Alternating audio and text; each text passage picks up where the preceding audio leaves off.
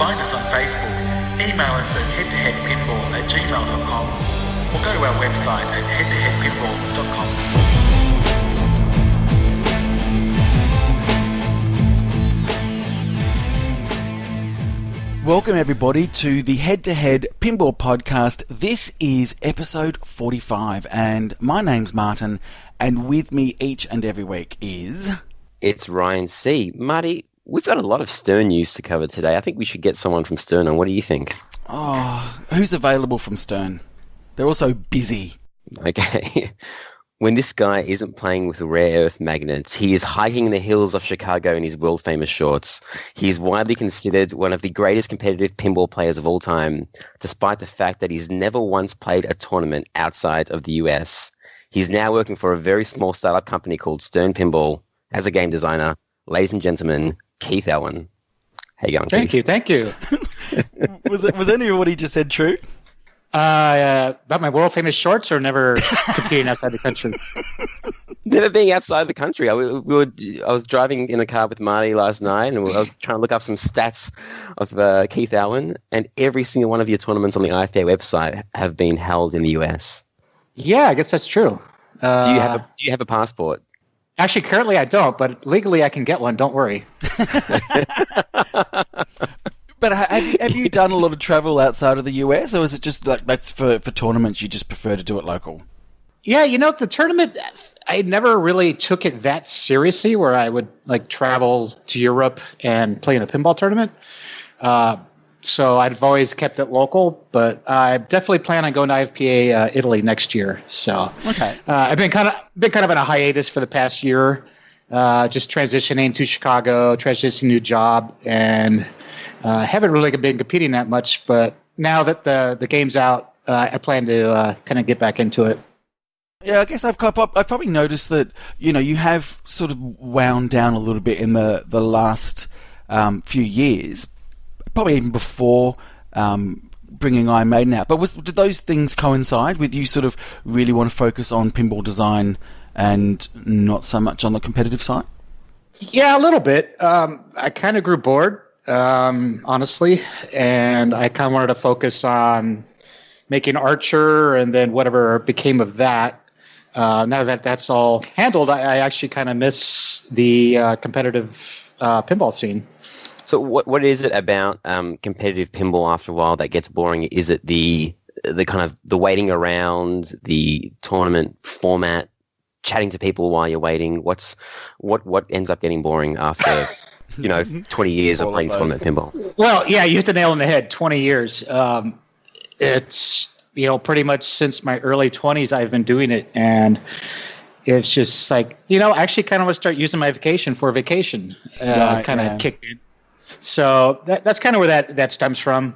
So when I started at Stern, I didn't get very much vacation. So I was just like, I'm going to use this for vacation and not to compete.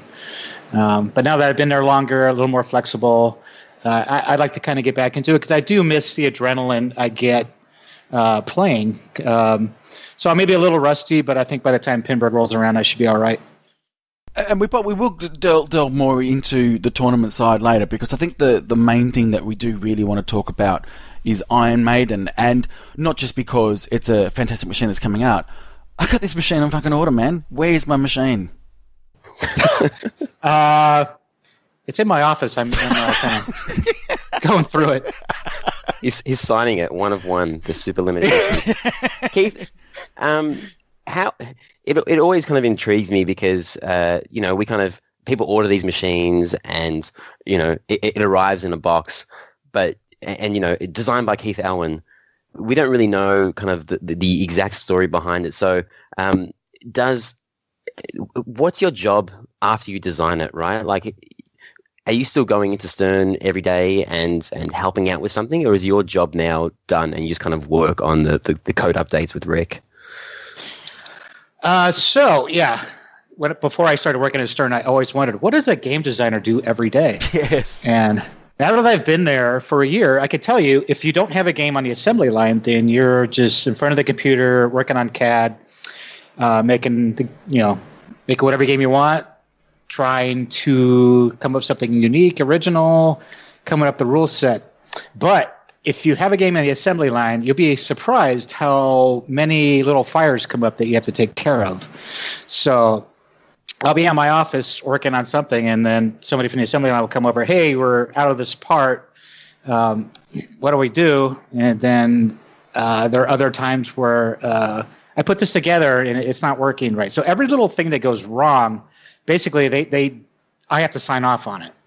So it's really disruptive, but you can imagine that it's better than just, hey, letting it go. Because sometimes a plastic will get put on backwards, or a screw will be missing. That's why something won't work, and it all comes back to me or the mechanical engineer Harrison. One of us has to go sign off on any kind of rework that has to be done. So is that only happening, I guess, during the first stages of production? Like, does it hit a point where everything kind of runs smoothly after, say 2 or 3 months after production? It gets better as the employees learn to build the games, but what people need to understand is, we work with vendors, and sometimes, the tolerances aren't quite the same from one part to the other. So they'll bring us over and say, what can we do? How can we make this work? And then sometimes we'll just say, hey, we got to trash that part. It's no good. So it's a constant. You'd be surprised. It's constant back and forth with the production line over, making pinball's hard, believe it or not. Now that I've seen it, it's hard. Well, okay, so that great segue for me, because we obviously, I think we start probably at Archer, and Archer goes to Iron Maiden, and you're now talking to us, and I think this is the first podcast post it now being revealed, because I know you're on Slam Tilt and you really couldn't talk that much about it, but we all knew, obviously. What? Yeah, I know. What a big surprise, hey? Who would have known? Golden Girls. Those guys thought it was Golden Girls. I had them sold. I know. They were sold. I had pre-order money down, and now I've lost it. Anyway. So I'm really keen to know that, because obviously I played Archer a couple of years ago, met you back at NDisc when that was first launched there. And I'm keen to know a couple of things. Okay. First of all, did you design Archer wanting did you want a production machine of some kind, or did you just want to have the one-off that was fun for you, or was that your resume for Stern? That was my resume for Stern. Was it though? No doubt. Yes, it was. Lyman has been bugging me for years to, do a design. And it's like, that's something I'm totally interested in doing. So when I came up with the design, I kind of, came up with something I would enjoy playing that would also could be my resume piece. But, if I didn't get the job, then I would still have a game that I would enjoy playing. So it was kind of a win-win. So how much you designed this and kind of built it with your brother Randy, is that right? Yes, true. So was he mainly doing the software, or like what was his involvement, and was he also kind of pitching a resume to Stern, or? Oh, no. He's happy being retired. So his involvement was the software and setting up the system. I kind of let him do all the, the computer, setting up the P-Rock and the skeleton game. He had some rule input, but mostly the design was all me. So what are you doing then? If it is, let's say it is the resume, right? Are you showing them a really good playfield design? Are you showing them a good fun game? Do you also have to show them your ability to understand the engineering that goes into making a pinball machine? Yeah, it's all the above. So anybody can get on a virtual pinball, design a cool table, but then when you realize, hey, these parts have footprints, they aren't going to go together. So my goal was to make the most complicated kind of playfield design possible that also actually works with the flipper plate footprints, the mechanisms, the targets. Archer had a subway, and the wiring harness had to go around it. So all that went into consideration for making this game. Look at, hey, I can do this. It's a really complicated shooting game. I didn't think Stern would ever say, give me the go-ahead to make it. But when they did, I was thrilled. So was that part of the kind of, or their pitch to you? Because obviously you're pitching to them saying, I can make a game, and then they're saying, well, hey, come work for us. Did they say, okay, because you had a blog kind of detailing your venture into designing pinball, and then all of that stuff disappeared, and people are like, hey, what's going on? So how does that work? Did they say, we're buying your design and this will be your first game, so please remove everything online, or? Okay, this is hilarious. I had a domain name called pinballreviews.com forever, right. And that's where the Archer blog was. And it just so happened that that domain expired kind of at the same time I got hired by Stern. So everyone said, "Oh, the blog's gone. It's stolen. It's actually there somewhere. Right. I just don't know where. It's just not under the same domain." Yeah. And YouTube, there's still some YouTube videos. I took down the older ones because I didn't want to see. I wanted to show the latest progress. I didn't want to get rid of the first Whitewood stuff. But you can see that we look at that and go, it is absolute conclusive proof. It is Iron Maiden.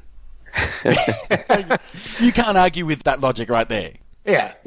Hilarious. So Keith, I mean, there's been a lot of kind of changes from Stern's normal offerings to, I guess, what's in Iron Maiden. And, me and Marty have kind of joked about it that, you've come in and you're like, I want it this way and this way and that way. Stuff like the service rails on the Pro, was that was that one of your things on the list that must be in your machines, or did that just happen to change when you arrived at Stern? A little of both. I definitely pushed for them, but we also realized that if you're going to have a game with any kind of assembly in the back panel like Iron Maiden does with the bullseye target, you need access to that as an operator. So I think it was kind of a combination of both. We need it for this game, and then these are so handy. Let's just put them back on every game. So every pro game going forward should have them. So what sort of changes then did you need to make from your original Archer layout? I know you've obviously spoken about the fact that the size of the playfield was changed. It was reduced in length.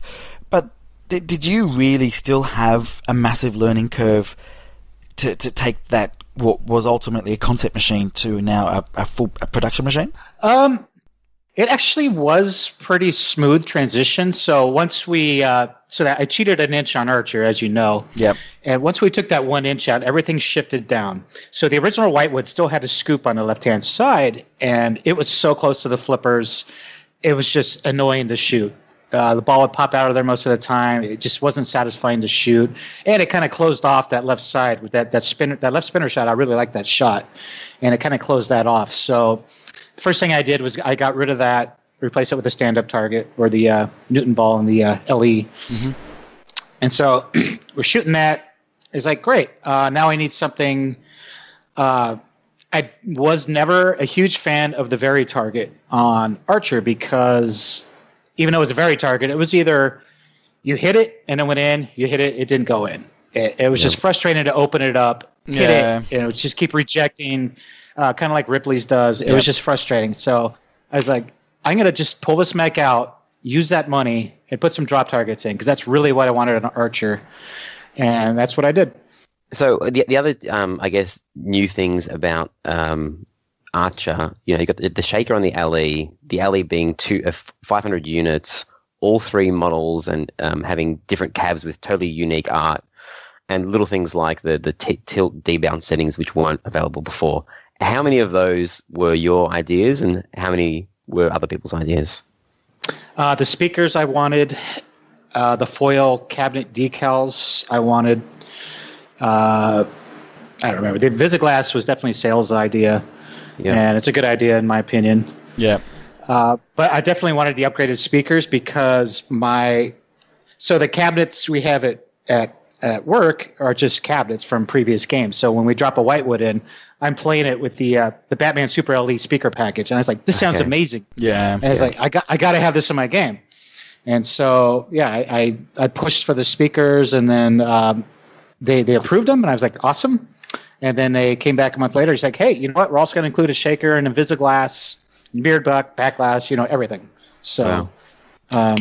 So, I mean, does that maybe come from the fact that Archer was already designed, so you didn't spend a kind of a year or whatever it was, employed at Stern designing that?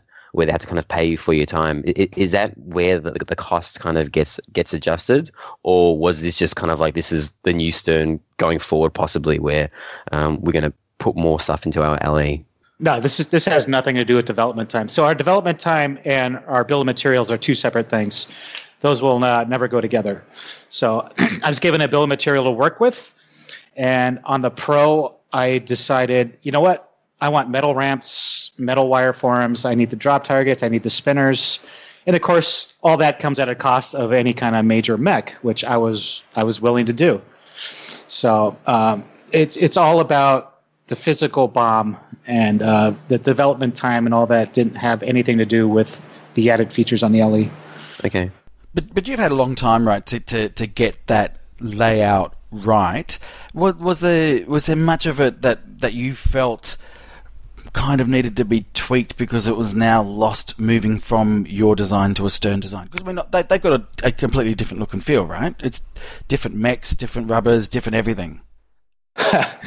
So I still have Archer, and it's in my office. And when I play that, it is so slow. The Iron Maiden shoots so much better. The more compact playfield design with the stronger Stern flippers, it's night and day.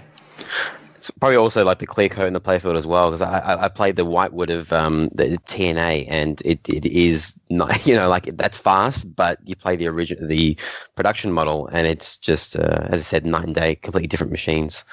Yeah. Because the Whitewood, there's no clear coat. The flippers were just not as strong. It just played super slow. And then when we first got our first flipping Whitewood with a clear coat on it, it's like, wow, this thing is fast. Got to keep the metal ramps.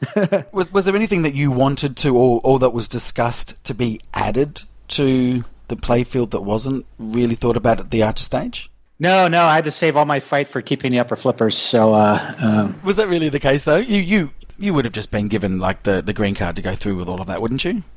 I pretty much was, but I still had to state my case. It was like, okay, I won't design any major feature around the upper loops that will hinder progress towards the final battle. So that's what I did. Okay, so I mean, the ball is very fast on Iron Maiden, and it's staged at certain places, but there isn't like one big mech, like a giant Groot head that swallows the ball, etc.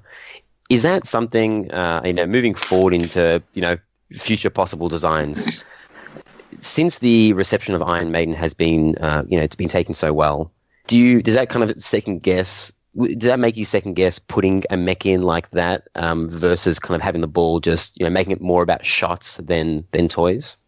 It's going to depend on the license. For Iron Maiden, and it's the same with Archer, I just wanted something super fast. I didn't want the ball constantly stopping play, wherever. So I figure with the Iron Maiden LE, with the ball loading sarcophagus and tomb, that's as much as I want to stop the ball right there. I really like the up post design to catch the ball, because to me that's much more satisfying than shooting a scoop, which is probably in pinball is one of my least favorite things to shoot at. Is that including older games like shooting a source that's collect a bonus or something like that, or is that like just like the ball going into a hole? Is that what it is? Yeah. I just don't find that very. I don't know. I mean, some games like Addams Family shooting at vault, that felt great. But if it's just a scoop where it just holds the ball and kicks it back out, I just don't find that very fun. How about if it's like to end a combo? Say you're in Tron, you get like a 4-way combo, and you have to cash in at the scoop. Is that a satisfying shot when you finish it with a? It is. But imagine if that was a stand-up target where you're not only you cash it in, but you got to be on your toes. I don't know. That's just me. Okay. Yeah. No. I find it interesting because shot satisfaction is something that a lot of people have in pinball, but they don't actually know what's happening. Like they hit a ramp or they hit a combo, and they're like, oh wow, that feels good, but they don't know why. It's just, it's just what happens, the spinners. So I don't know. Do you want to rank, you said you love spinners. Is hitting a spinner your favorite thing to do in pinball, or is it loops? Spinners and loops are both my favorite. Okay. I grew up playing games from the early to mid 80s. I can tell you my favorite games are anything you can hit a spinner. If it has a great sound attached to it, even better. Like, 8-Ball Champ was always one of my favorite spinners to hit because the longer it spins, the deeper the sound gets. And to me, that was just, that's so satisfying. And that was something I wanted to bring back. Same with the bonus meltdown. The bigger the bonus, the higher the pitch goes and the more excited you get. So that was, there were two things I wanted to bring back. And Iron Maiden was the vessel for that. And probably one of the other things that stands out there as well, and I think you've said this as well, is that when you walk up to the machine, everything that you need to do is there on the playfield. Like you probably still do need to look at the rule card, but you've actually spelled everything out. Yeah, I tried to as best as I could because it's if a playfield is nothing but colored arrows, how do you explain this to somebody? So I tried to put it's like for the loop value, I put actual physical printed values on those loop combos, and it's like and people were telling me no, because what if there's a scoring imbalance? It's like, no, I just got to balance the rest of the game around these printed values, and it wasn't a problem. Okay. Yeah, I was about to say that. Isn't that a scary thing when you kind of can't adjust it? But I guess that they're your constants, and then you make everything else a variable. You mentioned kind of in one of your interviews, I think, or maybe when you had the glass off and you're doing the Stern Live video, that there's a hidden wizard mode. So that's the only thing, I guess, that doesn't have an insert. Am I correct in saying that? You are correct. Run to the hills. Okay. So is that in the current firmware, or is that like coming on 1.0 firmware or something? That's coming on 0.99. 0.99. Okay. So that is my Bowen / Carl D'Angelo, Robert Gagno challenge to make it there. But you won't say what it is. Will it be in like the instant info menu, or is it literally just you might just arrive there? It's Tomb Award 10. I'll give you that. Tomb Awards are when you finish. Is that the shard thing when you finish like a mode and then you collect the Tomb Awards, or is that Tomb Awards are so you get one for a loop jackpot. If you collect a soul shard, you get one. If you collect, you get a super jackpot on Mummy or Trooper, you get one, and then there's a hidden 10th one that you have to unlock. I'll leave it at that. Okay, so it's like the gifts from the Keith, pretty much. yeah. It's not hard to figure out. I don't want to give it away, but it's pretty easy to figure out because there are inserts on a playfield that behave differently when you're working your way there. Have you gotten there without taking the glass off? Close. I've gotten to Team Award 8. That's my highest. Okay. One of the things that we remember hearing before, you were saying that you didn't like games that had too many modes. We kind of thought you might have been referring to Star Trek at the time. Maybe not. And you've put like Marty, come on, it's meant to be a secret. Come on. And you've put 5 modes. Do you think you've got that balance right? Are you happy with what you've put in there? And do you think no more, no less? So here's my thing. Mode-based games are great. If all you are doing are modes, the game's going to get boring. Yeah. So that's how I designed this game. So it's not that easy to light and start a mode on Iron Maiden.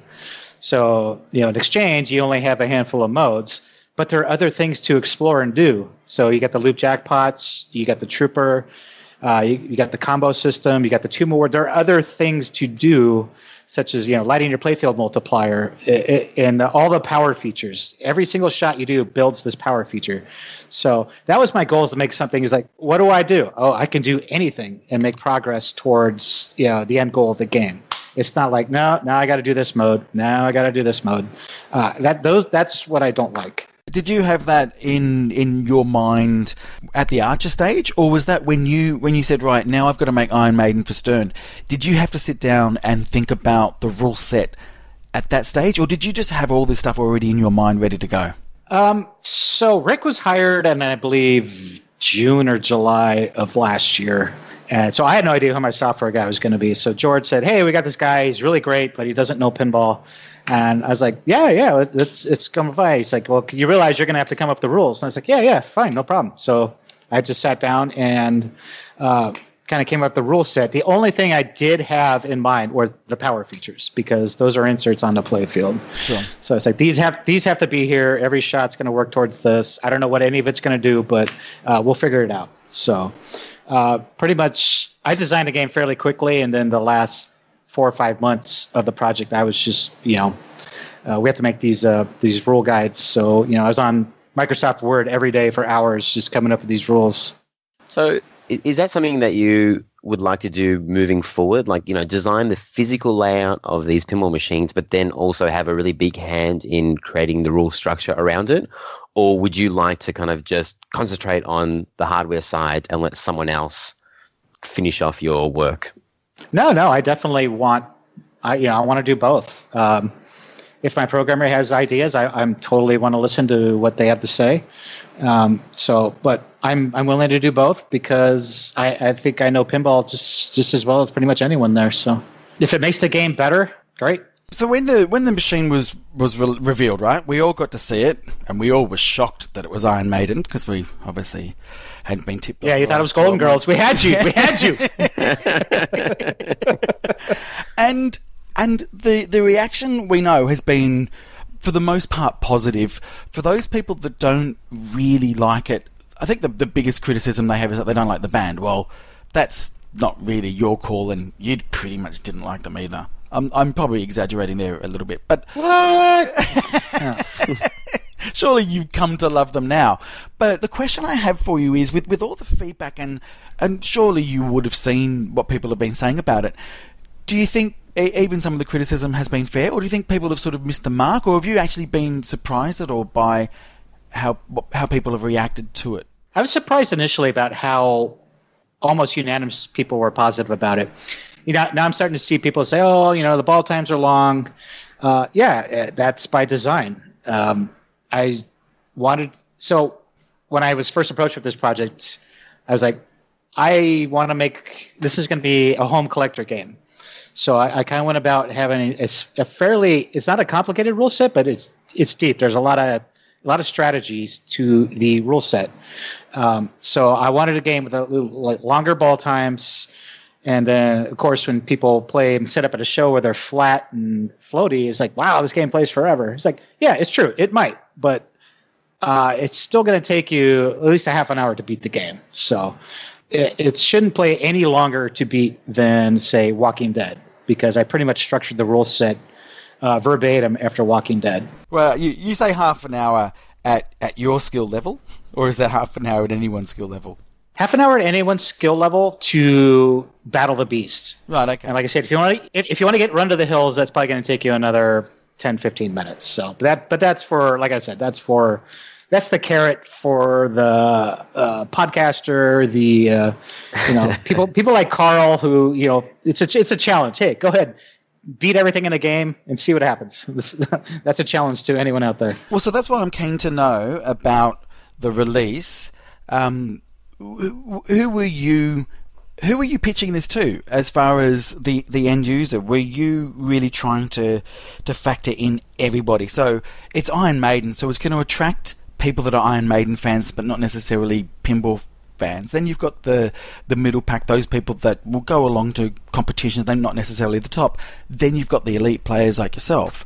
Where do you think this was meant to fit in with the player base? So I wanted to make a game that was accessible to the novice player. They can kind of figure out what's going on right away. That bullseye target in the back, I see a lot of people complain about that. Oh, it's not that interesting. But you know what? Put a 6-year-old kid in front of that. What are they going to shoot for? That's what they're going to shoot for.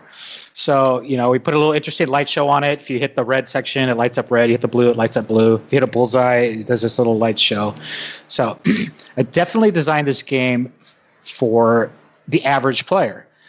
But there are enough things for the expert player, such as the loop jackpots, the stacking of multipliers, the soul shard stuff, for the professional player to keep busy for quite a while. Okay.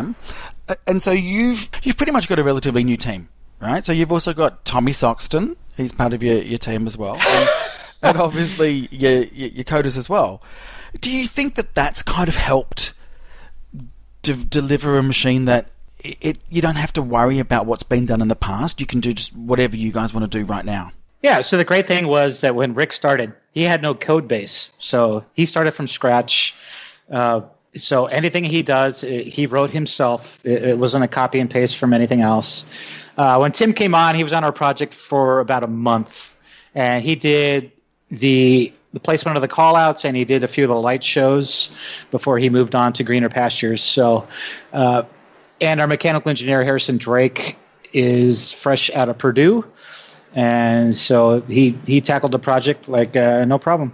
So just before you were kind of touching on, you want people to battle the beast. First of all, congratulations on the sound package in the machine, because that beast, the beast call-outs are absolutely amazing. Oh, isn't he? Did you get to meet that guy or coach him, or was it literally like, saying, hey, we need these call-outs, let's get the company to do them, and it just came back amazing? So Jerry Thompson, our sound guy, I told him, hey, this is what I'm looking for. We need a clairvoyant British accent woman, and we need a beast. And he's like, oh, I know the perfect beast. He does the voice of Tom and Jerry, and he did the voices for Batman 66. He was the announcer. So I'm thinking, the announcer? Oh, what? Okay. Yeah.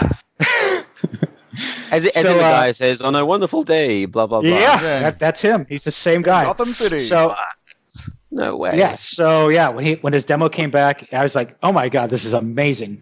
So we sent that to the licensor, and they're like, oh yeah, that's great. Thumbs up. For the clairvoyant, we had a little more trouble. We had like 3 or 4 auditions before they finally it's like, yeah, she's good. But yeah, for the beast, we nailed it first time. The licensor loved it, and I was shocked that it was the same guy. This is my thing. I mean, sounds are so important in pinball, but there's all these kind of like these great voice people, but they never are they kind of being hidden on purpose, or like you're trying to hide them from working for other companies, or there's the designer, the art person, Zombie Eddie, Keith Elwin, bang. And then there's this guy who's an amazing part of the pinball machine, and no one really knows who he is. Well, yeah, because basically we work with Jerry Thompson, our sound guy, and then he has his own subcontractors. So, there's this kind of insulation. I don't know if we're trying to hide it, or it's just the fact that I've never met the guy. Cool. But he did an amazing job, I think. And amazing. I'm gonna definitely try to work with him again. You just need to find just devil-based games. If he did these 2 dynamically different games with those 2 voices, it's like he can do anything. 100%. And so I think people thought that it might have been Brian Blessed, if people know who that is. He's a very well-known British sort of thespian and actually a comedy actor as well. It does sound very similar to him. Anyway. Did you just Google that, Marty? No. This is what people... No. Keith, you've heard about that, haven't you, surely? No, I have not. Really? Okay. I've read it on one of the forums as well. I mean, obviously people were talking about the Game of Thrones girl as well, and it's not at all. It's not, no. No. So, but speaking of the licenses then, did you have to have much to do with either the band or the person that manages the license for the band? I didn't, but Jody that's his job, so... Basically, I approached Jody, this is what I want to do, and he's like, all right, I'll see if they'll go for it, and he'll come back, yeah, but make these changes, and that's kind of how that works. All right, so it all goes through him, but do you get feedback from him that says, yep, the band love it, and you're an amazing person? All except the amazing person part. Sure. I'm just a nobody.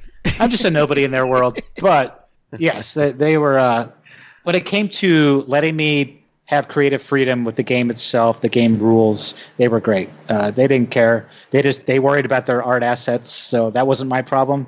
So if you're wondering why Jeremy was like so depressed, yeah, there's your answer. Well, he did a phenomenal job, right?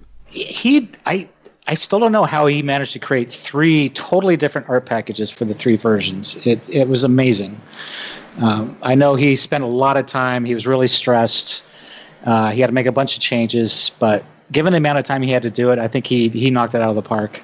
Yeah, and it's great that you got to work with him because, as he kind of said in the interview with us, he can't mold his art around every license. There's certain licenses where Christopher Franchi would be way better because, people that are a lot more protective of their licenses would like, his art style versus, Jeremy doing a kind of like a total custom line art kind of package, right? Yeah, so Jeremy's obviously under a lot of stress because people are expecting these Derek Riggs art covers, which that wasn't the license. That's not the direction the band wants to go. They want to go the Legacy of the Beast to support their tour. They wanted to go to their comic books. I read their comic books, and I said, yes, this is perfect. This is way easier to make a pinball machine around than just random, album covers and song lyrics. So it was actually a real easy call for me. The Fear of the Dark animation, has that been changing from one different style of animation to another? Like one, it's kind of like a first-person view, and the other one, it's kind of like a guy running from the beast? Well, you're thinking about the placeholder, yeah. Our art team is funny. So, they put a guy that looks like me in there as the placeholder. Okay. So the latest code, that's actually an Easter egg now. But for a while, I was completely out of there. Well, before we move on from this, I've actually got a little bit of feedback. I know Marty loves this. Someone wrote in about Fear of the Dark. So it's a little voice clip. Let me just go ahead and play this. Everybody loves Iron Maiden. Well, if you ever talk to Keith Elwin, you can tell him not to make fun of Fear of the Dark. It's a real fear. You think you're so funny. I'm surprised in the extra ball animation that you made it come out of his chest and not his pants. So, and one last thing, Ryan and Martin. Fuck off! There we go. Oh my God, that extra ball animation, that was... So that came out really early in the project before most of the other animations were done. And I remember seeing that, and the whole design team was like, what just happened? And so, apparently the Book of Souls Eddie just rips his heart out and hands it out to people. I was like, wow, that is freaking awesome. So can you walk us? I mean, it's one of our news pieces, Stern releases Iron Maiden, 0.98. Since you're on the show, do you want to kind of step us through quickly what's changed from the previous version to this version? Oh, man. I'm so bad because the version in my office is always way different than whatever's released. Okay. This is old code, right? Yeah. I think we had some Tomb Awards. Can I Play Miss Madness for the LE Premium owners, which is its own mode. Ooh. A bunch of bug there's fixes. a special mode just for LE and Premium owners. Yes, there is. It's Tomb Award 3. Basically, you're using the center up-down ramp a lot in this mode, and it just didn't work on the Pro, so we scrapped it. What else? That hasn't happened in a while. That's like, what, is it Tron LE the last time that there's been a kind of a totally separate mode in a different model? Possibly. Yeah. Yeah, it just didn't work as well because you need to lock the ball in that center ramp to. Yeah. Because when you're moving you're flipping the flippers, you're moving the shots you need to hit, and it's just too frustrating on a Pro. A lot of bug fixes, a couple new animations, some score balancing. Definitely, I made "Hallowed Be Thy Name" worth more because at the New York City Pinball Championships, people are pretty much just ignoring that mode, and I was like, yeah, it's kind of worthless. So. Gave that a huge scoring boost. We nerfed loop jackpots a little bit. It's still going to be the same. Loop jackpots nonstop in the New York City Pinball Championships. That's pretty funny. Yeah, but it kind of burned me in the final round though because if you miss, it's deadly. Yeah.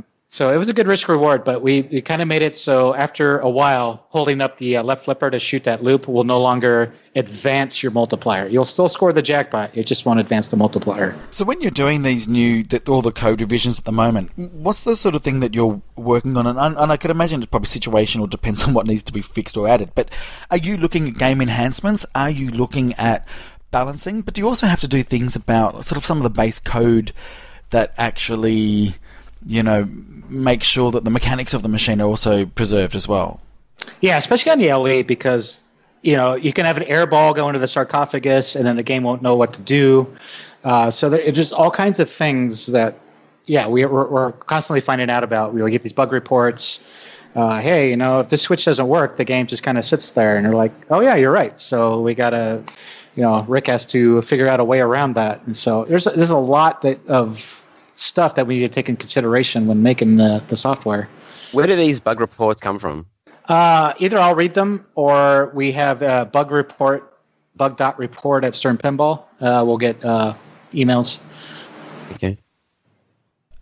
So was the Archer always going to go to Iron Maiden? Was that always the plan for it, or did that license sort of get thrown on you at a later stage? I guess is what I'm trying to ask.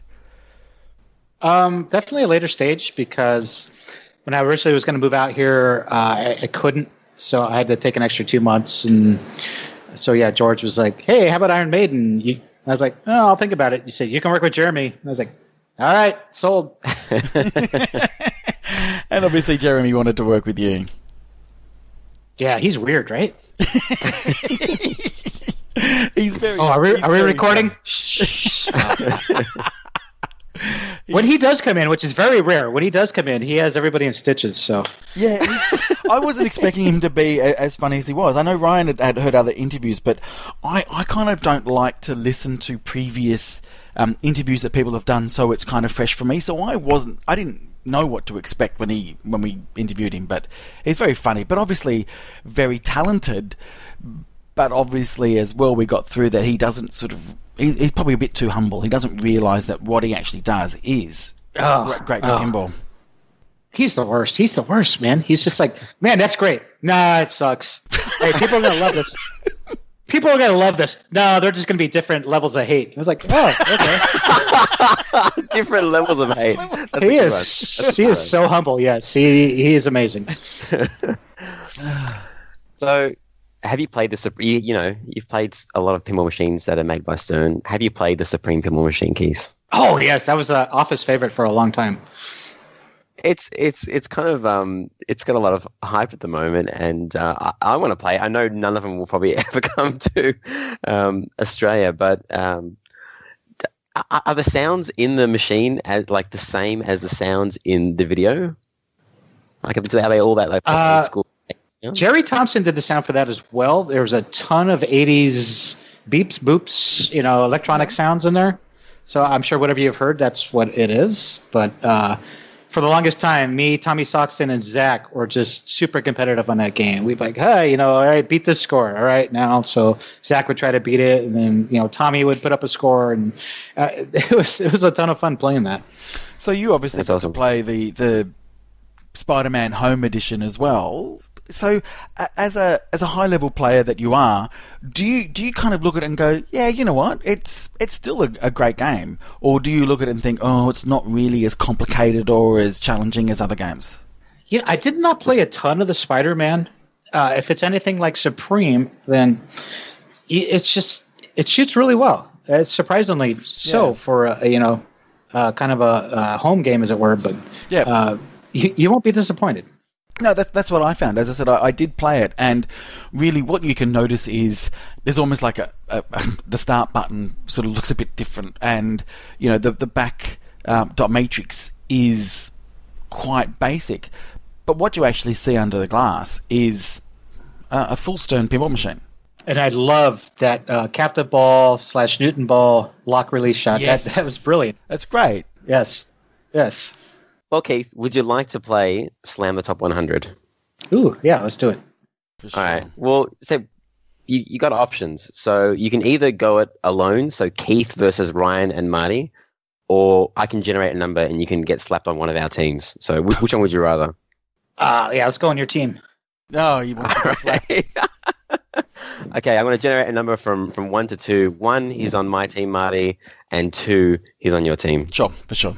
Please generate a number from 0 to 2. Okay. 2. No whammies. Yes! All right, 2. You're on my team. So All right. I'm excited. I'm not hearing your level of excitement is all I'm saying. Keith's gone silent. He's dropped out of the call. Just logging on the pin side here, guys. All right, so I'll generate the numbers. The first will be my one, and then the second will be yours. And then, Keith, you can choose if you want to go first or second on Marty's team. Okay. Please generate a number from 0 to 100. Okay. 36. Whirlwind. Whirlwind. I know it. Good luck with that one. I know close to nothing about this game. Okay. Really? Oh my god. I know one person that has one. That's it. Okay. Please generate a number from 0 to 100. All right.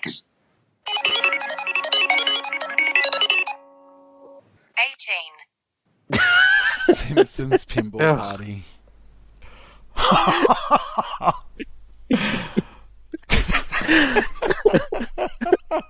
Which one are we going to do? Yeah, let's do Simpsons Pinball Party because I think we're on our 45th episode and I think everybody is aware of my thoughts. However, I think there was a bit of a giveaway just a second ago when Keith in the background just went, ugh. It's a great game. Oh, did you hear that? You got a very sensitive mic. Oh, all right.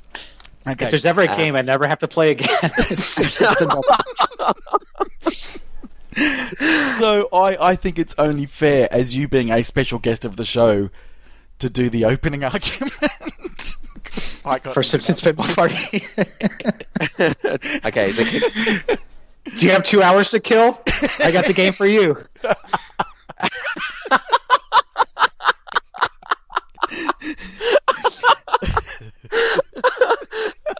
that should be on the fly.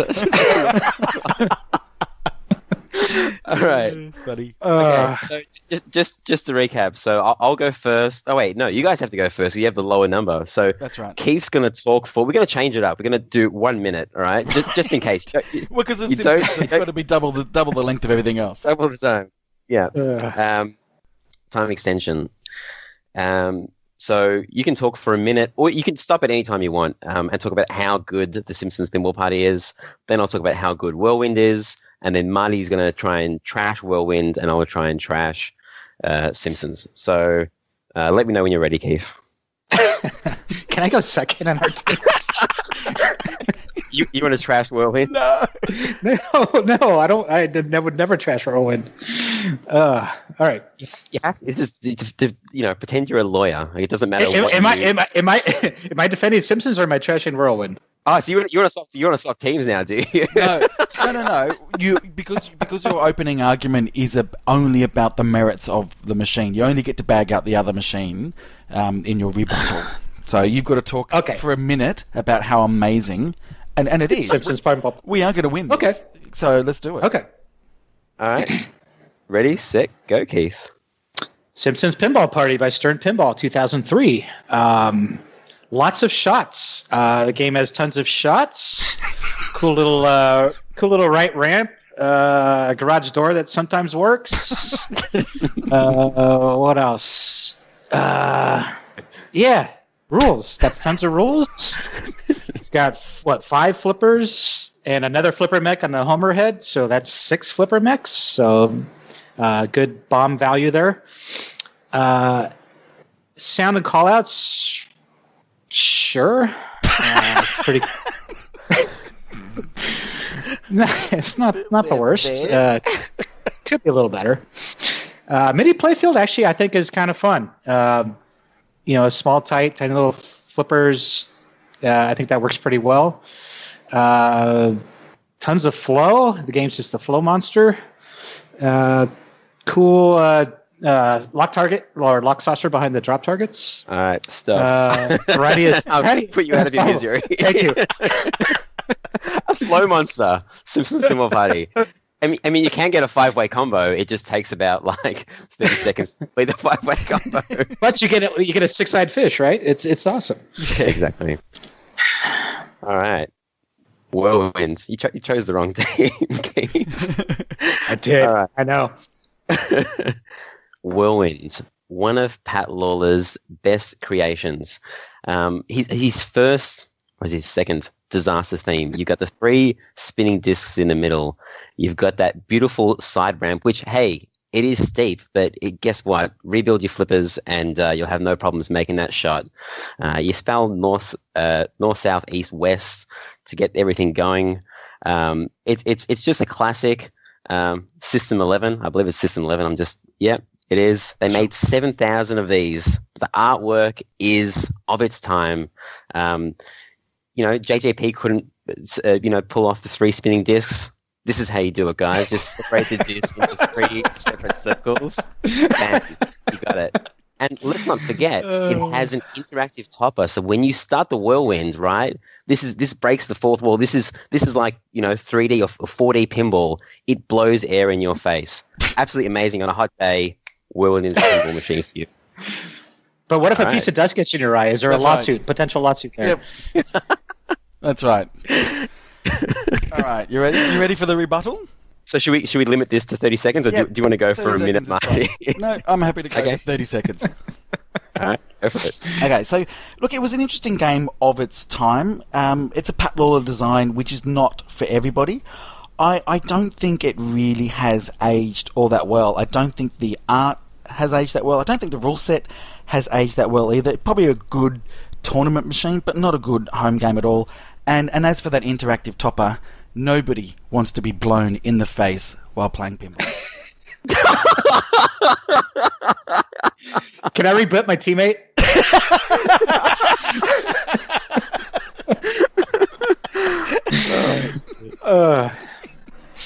Do you want to add anything in there, Keith? Just as a last little burn, is there what's the worst thing about Whirlwind? I don't own one. I love that game. Wrong team. What? Yeah, it's terrible. Terrible. Terrible art. It's too blue. It's too blue. Yeah. Too many flippers. Too many shots. Too much wind. The game's too windy. Okay. Simpsons Pinball Party. Where do I start? This game is a super long player, and it is known to cause people to sleep. If you make the game hard, it is too hard. If you make the game easy, it is too easy. It's very hard to find a balance. The game consists of shooting the right orbit, starting a mode, shooting a right orbit, starting a mode. As Bowen says in his puppet tutorial, you don't actually need to finish the modes. You just need to keep on starting modes, and eventually you'll start to get double shots. Alien Invasion, horrible mode. Horrible. What are you thinking, Keith Johnson? Yeah. Simple Party. This is funny. You're talking about a game that you. I really like Simple Party. We both on the wrong side. So. It's not that I hate it. It's just for like 5 years, it was in every single tournament ever. It was just like, I'm so sick of it. Isn't that what people are doing? Like, isn't that what's happened to kind of Metallica? Like, Metallica is such a kind of a good game, but it's just no. I think people realize that you can make Metallica really fun by making it crank it up requirements fewer. So you're actually doing other things other than bashing Sparky. Whereas Simpsons, like you said, there's nothing you can do. You're shooting right orbit mode. Now upper playfield lock. I think our equivalent to that really was actually AC/DC. We used to find that on location everywhere and in just about every tournament, and it was kind of like, come on, I'm done with AC/DC. Let's get something new. Yeah. And Tron too. It's just like Tron was in every tournament for 5 years straight. It's just like it's such a linear game that there offers no strategy variety. So what's the point? Well, so what are some of the games that you do like when you're playing in tournaments? Big Buck Hunter. Actually, yes. Yeah. That game is super hard, and you have to know the mode codes for the right orbit mode. The bonus round. It's definitely not a favorite one of mine, but I didn't end up reading the rule sheet. Is there actually a way to know what you're going to get in bonus round when you shoot the right orbit? Yes. It depends on the blink code. The blink code. Of the insert. Yeah, the insert will blink a certain number of times, and you want. I forget the mode. There's a multi-ball in there. Is the one you really want. The Boar's Gone Wild, I think it is, possibly, or no, I don't think that's it. Yeah, I know one of them's overpowered because it's a multi-ball where everything's a jackpot. I love Iron Man in tournaments. What else? I just played. Well, so let me just whilst you're talking about Iron Man, and I just want either some validation or some understanding. So, Iron Man came out, wasn't necessarily really popular at the time. It was a bit of a sleeper hit. It came back a few years later. Everyone went, "Hang on, this is actually a really good tournament game," and it breathed new life. But around the same time, Avatar was released, and it has, I won't say it's got exactly the same rules, but it's got a very similar rules framework. Why does Iron Man get all the kudos and Avatar not? What do you think? Well, Avatar, you're basically going for your triple, whatever the luck shadow is on the left. You're going for that triple 12 million super, and that kind of trumps everything else in the game. So it's, I don't know, to me that gets repetitive, whereas Iron Man, there's not one thing you want to do. You can either sit there and go after mongers, or you can you can try to stack War Machine with monger, with Bogey. Yeah, there are different avenues to take with Iron Man as opposed to Avatar. Yeah, fair enough. Is that what, like, you know, kind of having this argument kind of recently with a friend about Big Buck Hunter, because, you know, everyone calls it, you know, they might say it's a turd, right? Big Buck Hunter, yeah. What, I mean, if that game came out in the 90s, it'd be, you know, oh, wow, it's amazing, this and that. You know, as like a person like yourself that plays a lot of tournament pinball, a lot of competitive play, do you judge games on the time they were released, or just kind of like their layout and their rule set? You know, will you say, you know, Sea Witch is better than this game because it's not unbalanced? Like, you know, you can't just kind of like do one thing versus Avatar where you just hit that super jackpot you're talking about. Yeah, you definitely take the time of release in consideration. One of my favorite games is Dirty Harry. If that came out today, would I think it's particularly fun? No. But for its time, yeah, it has some cool stuff in it. Do you sort of, when you are playing, like, are you still really focusing on scoring strategies, or are you just really playing for fun to get to the wizard mode these days? Kind of depends on the game. They got a Total Nuclear Annihilation at Logan here. So I've been going there, not so much for score, but just to figure out how the game works, you know, blow up Reactor 9, just have fun with it. If I'm going to play in a tournament, then I need to find out what the actual best scoring strategy is, because I think going straight to Reactor 9 is not the best scoring strategy. It's you know, like I said, totally dependent on the game.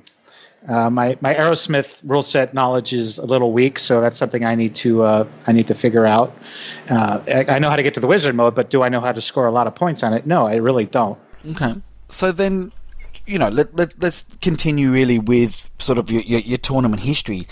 You have you know, over 200 tournament results that we've seen. I think dating back to like '94, and in fact, again, when we were looking up last night, Ryan, is it true that you're IFPA player number 1?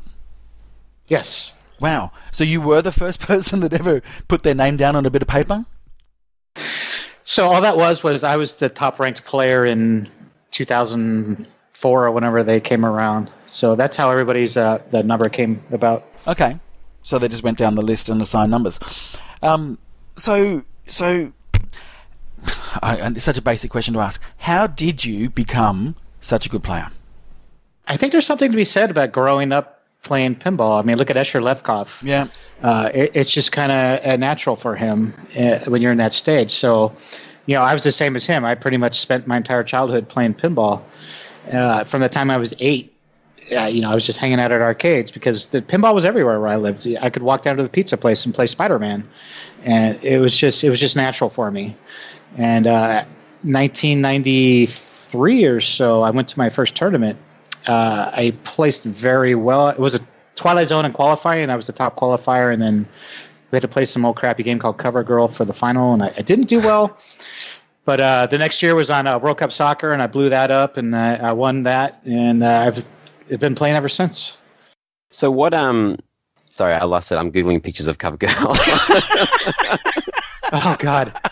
It was a malfunctioning Cover Girl too. The gobble hole would score anywhere between 50 to 1,000 points. Wow, is this like a ripoff of Playboy? Like they've got the Cover Girls on the front. Yes. With like month, you know. Yes. One to 6, but then 1 to 6 again. Where's 1 to 12? Like if it's a Cover Girl for each month, I don't get it. They didn't want to get the Playboy license, so they made their own. Oh, this is a Gottlieb, Wow. is it? It's a Gottlieb. 1962 Gottlieb. Yeah. Okay. Wow. So you can imagine all these high-level competitive players playing this thing. It was. If Papa TV existed then, it would be cherished forever. How much of that do you think has been you actually playing in tournaments versus you actually practicing? Like, do you, like, when you're leading up to a tournament, are you just constantly playing so much pinball that doesn't matter, or do you actually stop and go into sort of like, a training regime? No, I don't practice. Or do you watch your Pinball 101 videos? Yes, I do. Let's see if I learn anything new. No, I really don't practice that much. If there's a rule set I need to learn, I will go play that game. Like at 257 here, there's a Houdini, there's a Pirates. There's all the new games. So if I need to learn a rule set, I can go play it. Like I said, you don't watch videos online or like read a rule set. You prefer to get your own strategy by playing the game. Is that right? Yeah. I mean, if I have to watch a Bowen video, I will. But obviously it's going to be one in ear out the other if I don't have any physical application of the tips I'm getting. So yeah. Do you play virtual pinball at all? I know there's like some competitive players that have a virtual pinball table set up so that they can at least kind of like flip some version of the game to gain a rule knowledge on, some EM they've never played before that they can't play on site.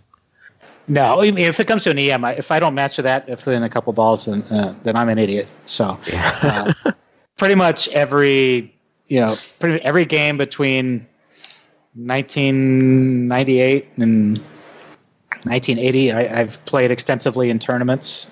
Occasionally, there'll be the one will pop up where I haven't, but if it does, the rule set's generally not that complex. So, okay. So you said before that you've sort of started getting a little bit bored of it, of tournaments, and I can understand if you're doing, and these are major tournaments, so these not like your monthly down to the pub that we do. These are sort of pretty major tournaments where they might go for a couple of days. There's lots of there's stress, there's anxiety, there's fatigue.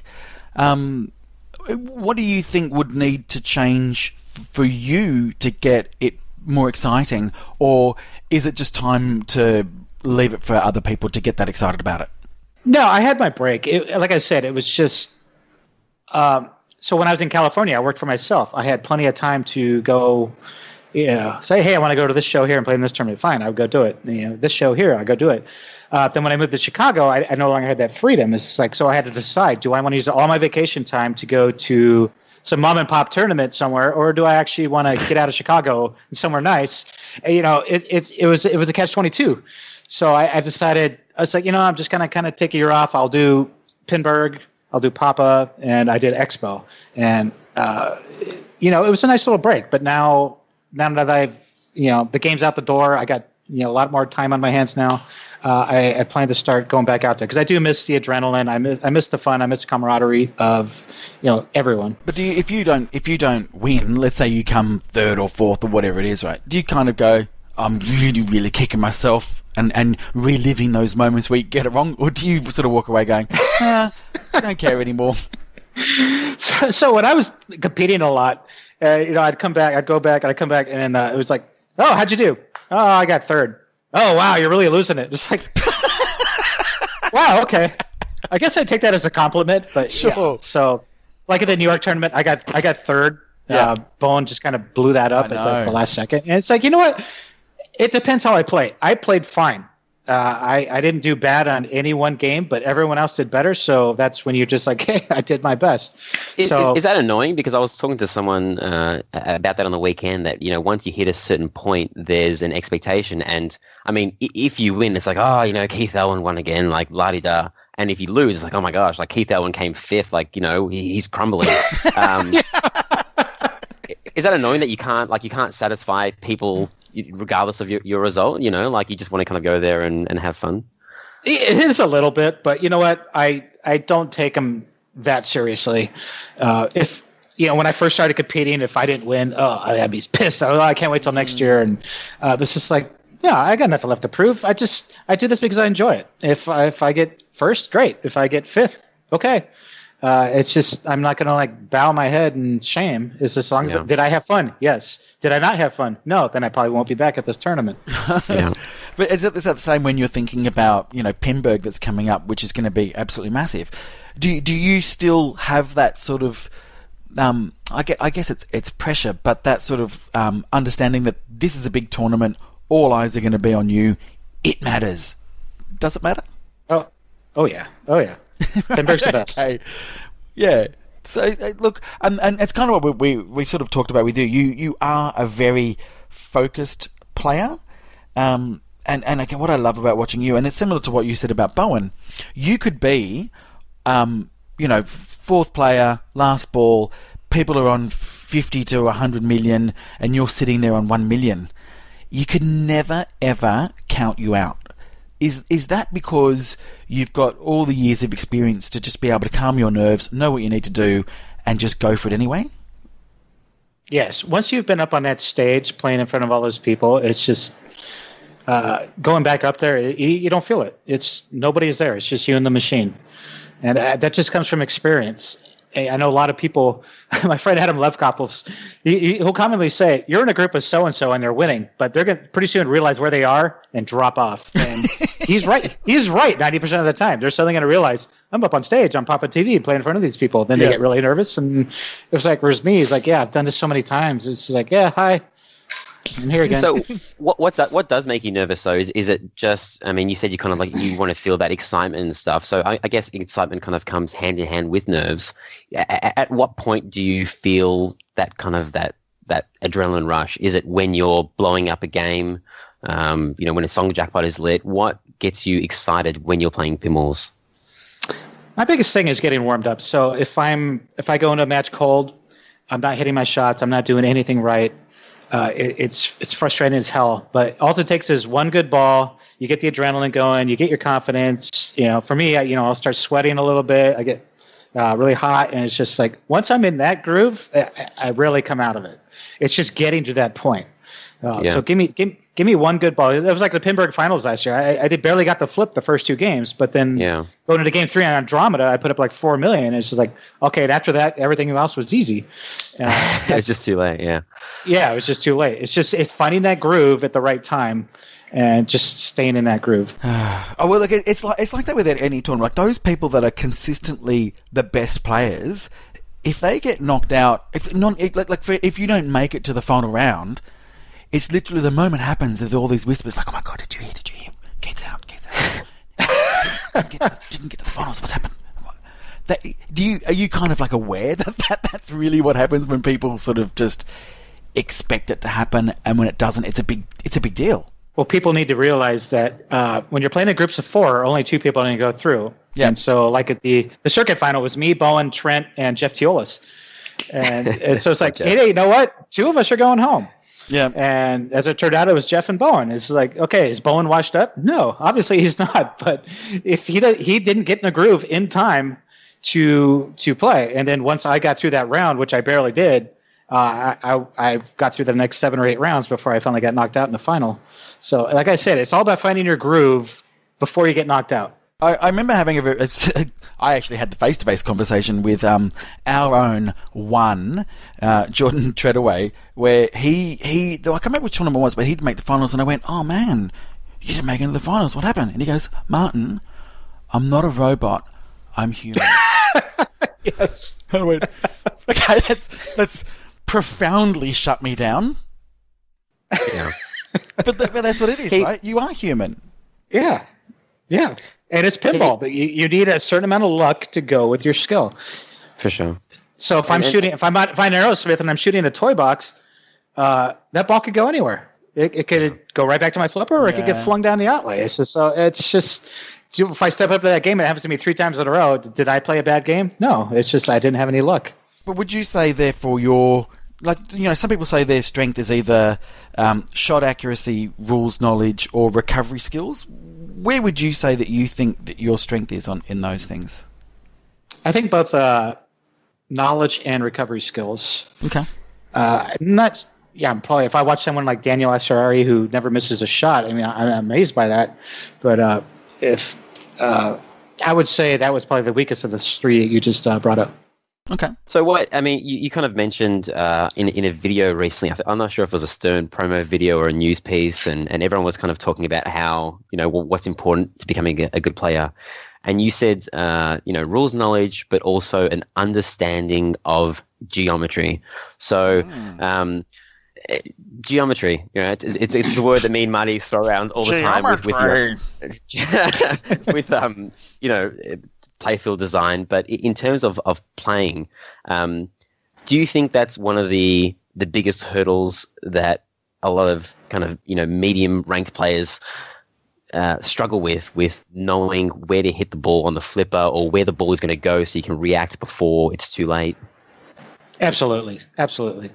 So a good example is how do you get better at that? How do you get better at you just gotta figure out. So like an Iron Maiden, if you want that power jackpot, do I want to directly shoot that stand-up target, or do I just want to graze it? It's all understanding about how the ball is going to react where you want to hit it. I'm not saying you're going to hit it that way every time, but a great game to learn skills like this is Stars, the old Stern Classic, because I think Steve Kirk did an incredible job of, oh, you want to hit this target? Great. Where do you think the ball is going to go? It's going to get funneled down the middle. So you got to learn to hit that target at just the right angle where it doesn't do that. And for the modern games, you have to take that into consideration. Is it rubber? Is it metal? Is it plastic? What am I hitting here? So there is a lot that goes into figuring out the geometry of a shot. Well, that's the thing. I mean, you talk about stars, but every stars will be different based on the flipper strength, and we talk about like millimeters. And you said it yourself. When something goes wrong on the line with Iron Maiden, like this little thing is off, it affects the game in a deep way. So, Attack from Mars versus Attack from Mars remake. How do you? I guess you can't just say in your head like on every Iron Man. You hit the side of the manga and the ball's going to go here, so it doesn't throw it straight down the middle. How do you adjust? I guess based on the game, do you always use the first ball as a kind of like a learning strategy for the rest of the game? Yeah, see that's huge. There are things you want to learn on ball one, such as the plunger for a skill shot if there is one. A safe way to hit anything with a magnet, like you said, the ironmonger. It's like, is it safer grazing the left side or the right side? So these are all things you really want to find out early. And problem is, if you have a house ball, if you don't get that far, then you have to find out on a ball 2 or ball 3, and by then, oftentimes it's too late. And so, what would you say historically has been like your moments in pinball, in tournaments where you've either had the win that you really wanted, or whether you've come back, or just some, I don't know, and whether it's been sort of further in the past or more recent where you've actually had a great moment? I don't know, probably my top moment was, I don't remember which Papa it was, but I got through the first round with 4 points, which is incredible. Then I made it to the finals, and we get to the final game at Adam's Family, and it was me, Lyman, Bowen, and Josh Sharp. And the only chance I had to win was I took first, Josh took second, Bowen took first, and Lyman took last. And so, of course, I'm player 4, ball 3. I had a terrible score. Josh was way ahead of everybody. So I needed like 200 million on ball 3. And I just sat there and chopped wood. I finally got there. And then I made that last shot, and I realized, wow, the improbable circumstance just happened. Yeah. Yeah. I was like, thank you, Josh. I owe you a dinner. So when you get your name up on the rafters, right, at Papa, is that like a pretty important thing to you? Oh yeah, I love that. I don't know what those are now, but that's definitely important. You had quite a few up there, right? Yeah, I think I had 10 or 11. Yeah, because I had a couple. Just a casual 10 or 11. What do I got? 6 Papas, 3 Pinbergs, and 2 circuit finals, I think. Yeah, 11. Okay. And so what am I going to be expecting? I've asked this before, but, it's going to be my first Pinberg in, 2 months away from just about now, right? We would be in the middle of Pinberg. What am I going to expect from this event? So you're going to expect a great time.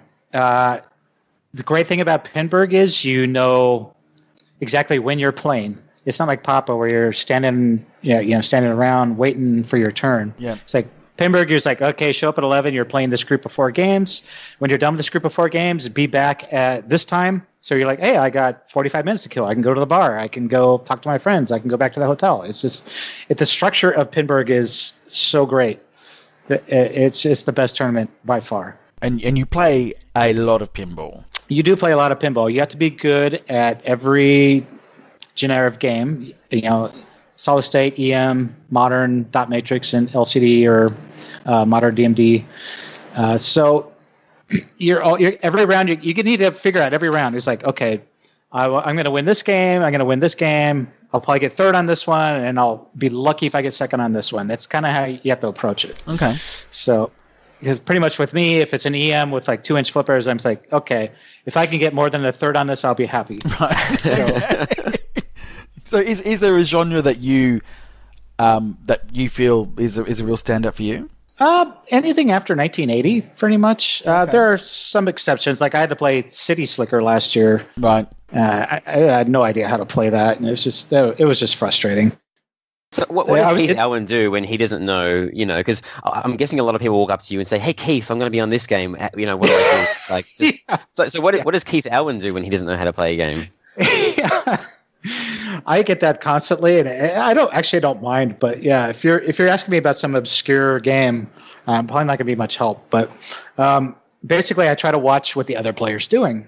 And in the case of City Slicker, all the inserts are just blank, and I had no idea what I'm shooting at or why I'm shooting it, and the points are just happening. And it was just frustrating because nobody in our group knew what we were doing. It's just, okay, just keep the ball in play. It's like, oh, okay, well, I got some score here. But surely you've played so much pinball that you could kind of, just by feeling it out, know kind of the structure of the rule set. That, and I could probably look at a playfield and say, this is safe to shoot, this is not. Yeah, you just know what they do and that what they don't do. That doesn't mean it's worth points, Right, fair enough. Right, so I take these experiences and I try to incorporate it in a game I'm designing. It's just like, if I'm a novice player walking up to this and I'm looking at this, it's like, if I have no idea what I'm supposed to be doing, then I failed as a designer, So what, some top level players have like a spreadsheet. Some people use pin tips. Is this all just stored in your head? Like, do you have a Word document or an Excel sheet where you write some tips on games, or is it you just relying on your brain to just kind of remember everything? No. So the only thing if I were going to an IFPA tournament, which I'm not next week, which I'm bummed about, but if I was, and they have this practice time, especially on the old EMs or the early solid states, I'll find out where the skill shot is. I'll take a picture of the shooter lane of where the skill shot is, and then I'll bank that. I'll just so if I have to play that game in the actual tournament, I'll go through my phone and say, okay, hey, the skill shot is here. That's pretty much the closest I come to any kind of organized spreadsheet, as it were. So your phone is just full of Oh yeah, if you take my phone, there's literally hundreds of pictures of shooter lanes. People are like, wow, you got a shooter lane fetish. It's like, no, that's where the skill shot is for Fireball in IFPA 11. It's just how it works. Yeah, because I have noticed that you do use the plunger guide to plunge your ball. Yeah, so I'll either use the whatever I can see, either the shooter tip or like the spacer, anything that I can see, I'll line it up. And I'll use my knuckles against the cabinet and use my fingertip. And I'm pretty good at finding out where the skill shot is, especially on an old EM.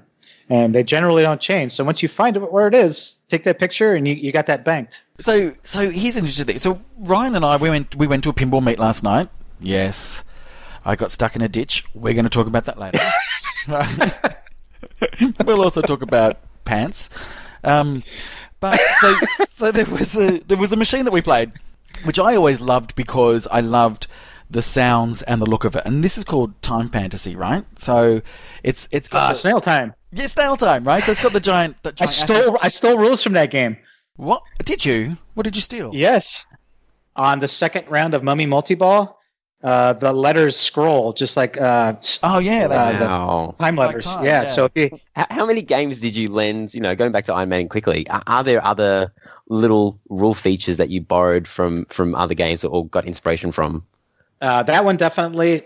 It's hard to say. I mean, obviously, Mummy is similar to Will Walker and Mummy on Walking Dead, but not quite. So I wanted to make round 2 a little different. So yeah, that's why I incorporated changing modes by shooting the spinner. Is that that? No, I just wanted to make the left spinner more important. Okay. Locking the mode in once you spell it. I was just that way you'd have to actually put some thought before you spelled Eddie. He's like, do I want to spell Eddie or do I want to shoot that left spinner? So okay. So the reason why I brought it up is that not just because we are going to talk about the pants obviously exploding later, but God. but also because I remember playing that game a couple of years ago at Indisc, and Banning. And I loved the sound, it's that very sort of Defender and Firepower sound, and it's, very Williams of its time. And then when I went to play it last night, Ryan said to me, well, do you know about The Thing? And I was like, Yeah. what? The thing that ruins the game for you forever. Yes, don't tell him. So by the time we got up to the machine, I did The Thing, and he was like, oh, you do know. And I went, well, I just went to pin tips. It was Ron Howard's fault. I sent a message to Ron during the weekend from Slam Tilt Podcast, and I was like, I can't remember what I was asking him about, and I showed him a picture of that Time Fantasy that my friend bought. It's like, oh yeah, do this. And I'm like, is that it? He's like, yeah. No, you're going to ruin the game for forever. He said, that's the entire game. He's like, what's this puppet video where, Steve Bowden didn't know about The Thing until ball like 2 or 3, and then he did The Thing. And The Thing. The Thing. It's like this. It's kind of like, code. Yeah, it's kind of like, what is that, Cosmic Gunfight? Oh, well, it's such a great game, Oh, have you done The Thing? What's that? Well, you just keep shooting the right orbit over and over. Oh, well, that sucks. Yeah, and what was that? What's that other? God, what's that other Williams as well, which has got the left ramp? That I wish I could tell you. It's a 2-ball multi-ball, and that's all everybody was doing. It's like left ramp. It's Sorcerer, right? There's a game. Yeah. There's a game there. But yeah. If everybody just goes for that, or then they go for the 5 times multiplier, whatever it is. But the reason I'm bringing that up is you have, I would say, been responsible for finding exploits. Well, I say, scoring exploits, or ways to turn a game from you've got to do all this stuff to just do the thing. Right? Old Game of Thrones code, yeah. Right. So does that go through your mind when you're doing the rules for Iron Maiden? Are you thinking, I've got to make sure that this is really balanced, and those people like me aren't going to break it? Yeah.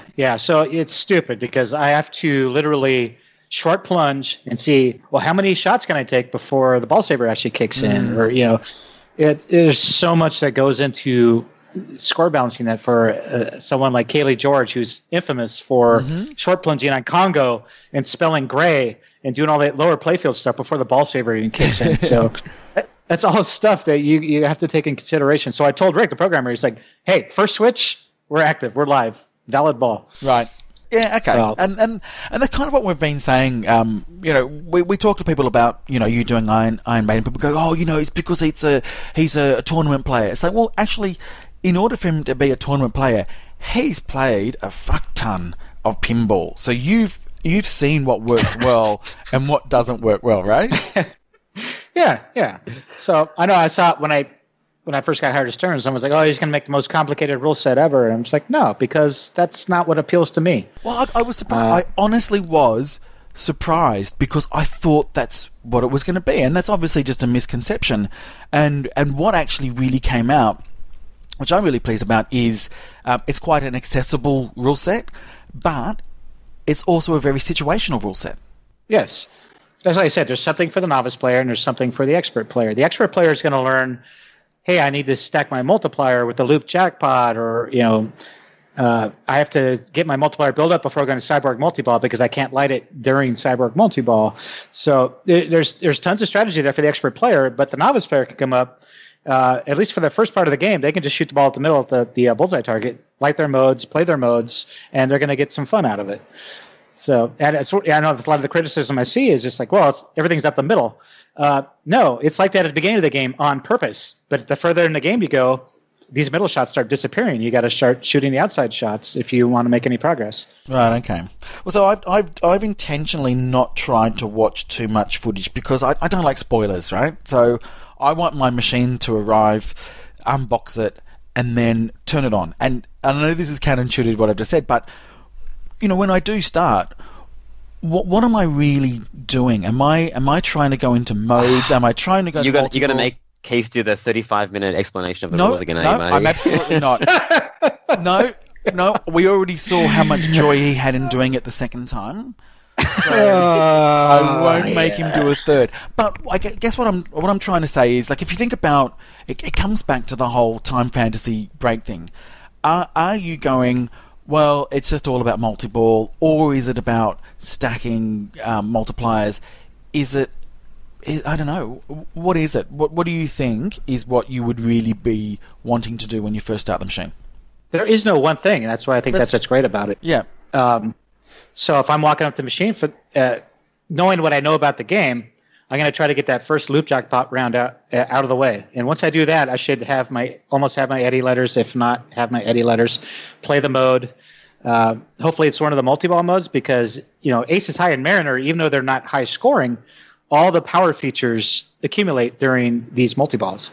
So, even though if I only come away with 5 million out of Aces High, maybe I've knocked out a few ramps, a few orbits, pop bumper hits, stuff I need to get the Cyborg multi-ball, which is huge. I can work on the X targets. Pretty much everything you need to advance in the game, you can get during one of the easy multi-balls. Like Mummy, Trooper is not that hard. The first Trooper is not that hard. People who say the game is multi-ball heavy also need to realize that's on purpose.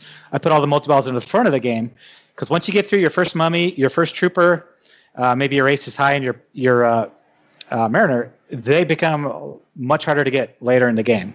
Because Trooper, you need to sit through 9 drop target bank completions to get to your next Trooper. Mummy hits, you need like 15 Mummy hits to get back into it. So it definitely take advantage of this early multi-balls to get all your power stuff ready.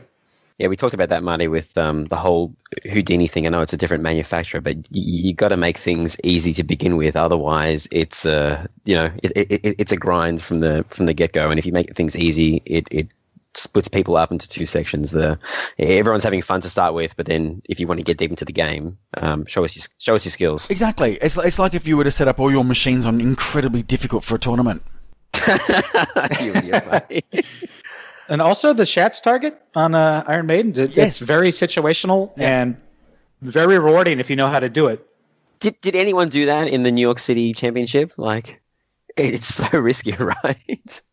That was because the inland outlane posts were gone, but but if I need that last X target for a multiplier and it's the super jackpot shot, I'm going to try to Shats that shot. All right, let's see it at Pinburg. Let's see the Pinburg finals game up on the stage. Yes. Yeah. So if I have a huge power jackpot, I mean Zach and I do this all the time. We'll have a huge power jackpot, and he's like, I'm going to Shats this and get my multiplier before I cash that in, or a Tomb Award. So, it's definitely comes in play. Yeah. As well as like it spots jackpots and whatnot during whatever mode you're in. So I hope that I kind of wanted it to be mysterious. That's why there's no insert or anything there. I wanted you to kind of figure out what it did, but it's actually more important than you might realize. Okay. Yeah. All right, Keith, it's time to flex your pinball knowledge muscle, and we're going to do a New Age Legends cracks Ryan's awesome puzzle, because Marty's been studying his he's gonna forfeit his handicap. Okay, so it's 10 questions. All right, Marty, what's your buzzer sound? Go for the wall. Go for the wall. Keith, what's your buzzer sound? Something from Iron Maiden, maybe, or any game you want. Up the irons? Sure. Up the irons. Yeah. All right. Well, no. World Under Glass. We got it. Cheers to that. All right. Here we go. All right. I'm changing the rules as we haven't played in a while, but some people in the past have buzzed in and then ummed and ahed for 10 seconds to get it. I'm giving you guys 5 seconds to answer it. Otherwise, it goes to the next person. This is very serious. Okay, this is serious business. All right. So first question: finish the sentence. No time for tea. Go for the wall. World Under Glass. Marty. Blast those Martians. Yep. Ooh, Marty off to a good start. One for Marty. Okay. That's going to be the only one, Keith. Just relax. Damn it, I'm nervous. In Big Buck Hunter, okay, ignoring the shotgun shells, okay, how many inserts are there in the middle of the playfield that are related to Big Buck multi-ball? Stupid question. They're all stupid. All right, go for the wall. Marty? I'm just going to say 4, just because why not? Wrong. Keith? 0. 0. Is it not called Big Buck Multi-Ball? Alright, there's 5. There's the Big Buck Well, Multi-Ball, that was close. Jackpot, Super Jackpot, and Monster Buck. When I think of these questions, they're all pretty much to do with the pinball machines that are in my house. Okay, in Sea Witch, okay, you're playing Sea Witch, right? You've hit 2 targets in that little pop bumper area, right? So there's 2 lights that are lit on the spinner. How much is every spin worth? Go for the wall. What? 600. You can have my call out. That's what? The word on the glass. Oh, rolled in the glass. 1 extra point to Marty. Word on the glass. I need to stop drinking. I was like, Marty, you sound like Keith at the moment. All right. After round 3, the score is 1-1. Okay. In NBA Fast Break, amazing game by George Gomez, there is a question in the trivia section. The answer to the question is Australia. What is the question? You got to know this, Keith. Come on. It's going to be where You're asking me where some player come from. games I haven't played in 20 years. All right. I'm just throwing weird ones out. Who is Luke? Luke something's hometown. I don't know.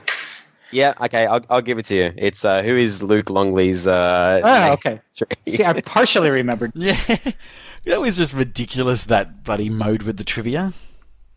What machine is this quote from? Finally, you've learned to control the pinball. Rolled under glass. Shadow. Ooh, good job, Keith. Keith 3, Marty 1. That's. I think that's after you complete the wizard mode, Marty. So you've never seen that. No. Okay. Hitting the gem shot in Tron advances your progress towards the gem hurry up mode. What else does it progress? Rolled under glass. Bonus multiplier. Yes. Okay. Keith 4, Marty 1. How much is the super secret skill shot worth in total nuclear annihilation? Go for the wall. Yes, Marty? The 100,000. Yes, you fucking guessed that. Oh, yes. You didn't sound too confident there, buddy. I knew it was. I was in my head. I was going, is it 50,000, 100,000, or 200,000? I thought I'll just go the middle one. Good All job. right. This might be a trick question. All right. So, what is the maximum? Okay, the maximum, not the minimum, amount of modes you can play before getting into Enterprise and Mock on Star Trek? Rolled under glass. Yes, Keith. I believe that's 17. Yes, that is right. Keith 5, Marty 2. How many of Pat Lawler's games are classed as disaster games? Go for the wall. Yes, Marty. 4. I think it's 3, but am I wrong? There's Earthshaker, Whirlwind, Dialed In. What's the 4th one? I don't know. I could only think of 3 in my head, and I thought, well, there must be a 4th one that I can't remember. knowing my knowledge base, I'm thinking there's got to be one that I'm going to miss. I'm going to give you a point, Marty. It's a pity point because you can't win. Okay, last question. Last question. Okay, don't forget to buzz in. When Randy Elwin was demoing out Archer a couple of years ago, he was wearing sandals or flip-flops or thongs, as we call them. What else was he wearing on his feet? Rolled under glass. Yes, Socks. The most heinous of fashion crimes. End score. Marty 3, Keith 6. What did I say? That's not too bad. I've done better than I normally do. So Exactly. The questions are getting weirder and weirder. they are. And so, shall we also do a bit of Aussie slang whilst we're here, Ryan? Let's do a couple of them. Yeah. I don't know. We're not going to do it. It's important for you to be, indoctrinated as an honorary Aussie, but also, these are the fun segments that we want our guests to go through. And this is the Mega Aussie Slang Test, or Basic Australian Terms Explained. Now, before we do this, can I get a prize of a new Kang sack? Because I really miss mine. Okay, Marty will bring one. Yeah. Thanks. Because I don't even know if my brother uses it anymore, but I want it back. But you've honestly, you've got to, and I know we've talked about it on the podcast before. You've got to understand how hilarious I thought I was, literally walking up to you out of the blue, going, "Hi, I'm Martin. Here's Rue's testicle sack," and you've just gone, "Sure, yeah, I love you guys." What's just happened here? That was highlight of my trip, I got to tell you. I regret giving it away because I miss it. Yeah, they're limited edition now, and Marlin's only going to bring one for you and no one else, because there was so many handed out at TPF. We want it to be a special thing, even though you can just order them online. It's just not the same. It's not the same. It's not the same without an actual Aussie fondling them. Yes. Okay, Keith, I'm going to start you off, right? And you need to get your passport and start traveling around the world, because it's important to see kangaroos and wallabies. If you're in Australia, mate, and someone asked you to slip, slop, slap, what would they be asking you to do? Slip, slop, slap. I don't know. That's going to be your answer to every single question in this one. This is a weird one. So Slip Slop Slap, it was a massive advertising campaign in Australia. I can't remember what it was, a couple of decades ago. It's basically about being sun smart. So you slip on a shirt, slop on some sunscreen, and slap on a hat. And that's how you skip cancer. So there you go. So yeah, that was on the tip of my tongue, guys. Yeah, it's a really easy way. So if you were going to hit the frog and toad, what would you do? Frog and toad. The frog and toad. Yep. Hit the frog and toad. Is this some kind of aquatic trivia? You could also say hit the toad. Hit the toad. Hit the toad or hit the frog and toad. Well, he's never going to get it, Mark. Just tell him. You got to use it in a sentence, right? That's the obvious thing, right? Right.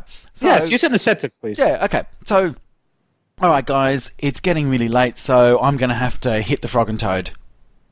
Hit the ditch and...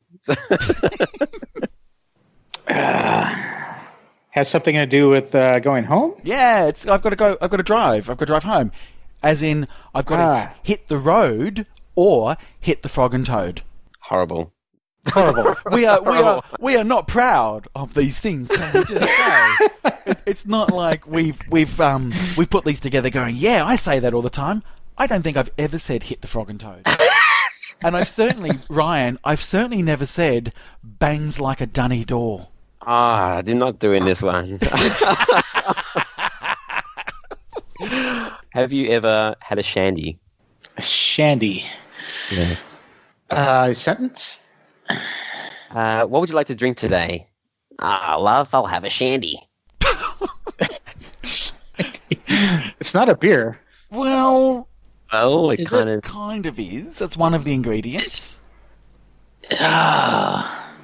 Mixing beer with something. A beer or something. He's never going to get it, mate. It's mixing beer with lemonade, and apparently... Oh, God!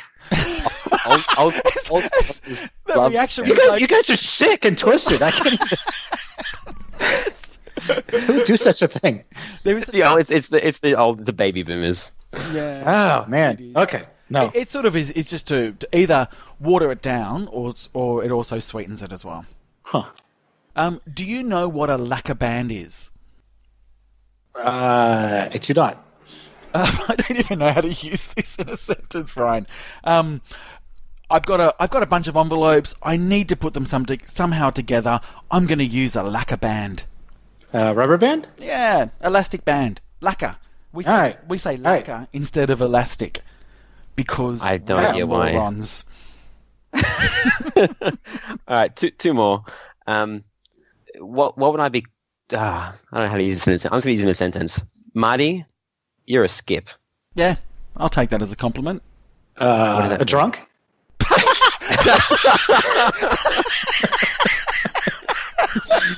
I can understand why that would come as your first answer, but incorrect. You're a skip. You're such a skip. You're hilarious. Yeah, see, there you go. Nice comeback. Well done. All right. It's okay. There was an old show called Skippy the Bush Kangaroo, and it was just like one of the most Aussie TV shows out there. So when Aussies call someone from Europeans like like kind of like a something that isn't derogatory towards their race, the comeback is you're a skip. So it's an Aussie. It's like a true blue Aussie is a skip, basically a bush kangaroo. So one more. I'm not sure if it's even Aussie slang or Cockney, but go for it, Marty. Oh, is this Porkies? Yes. So you're telling Porkies? Lies. Yeah, as in Porky Pies. Done. Done. As I said, we are not proud of these things. It's just we don't use them either. It's no Kangsack, but I'll take it. It is. I much prefer to hear the ditch and split pants story.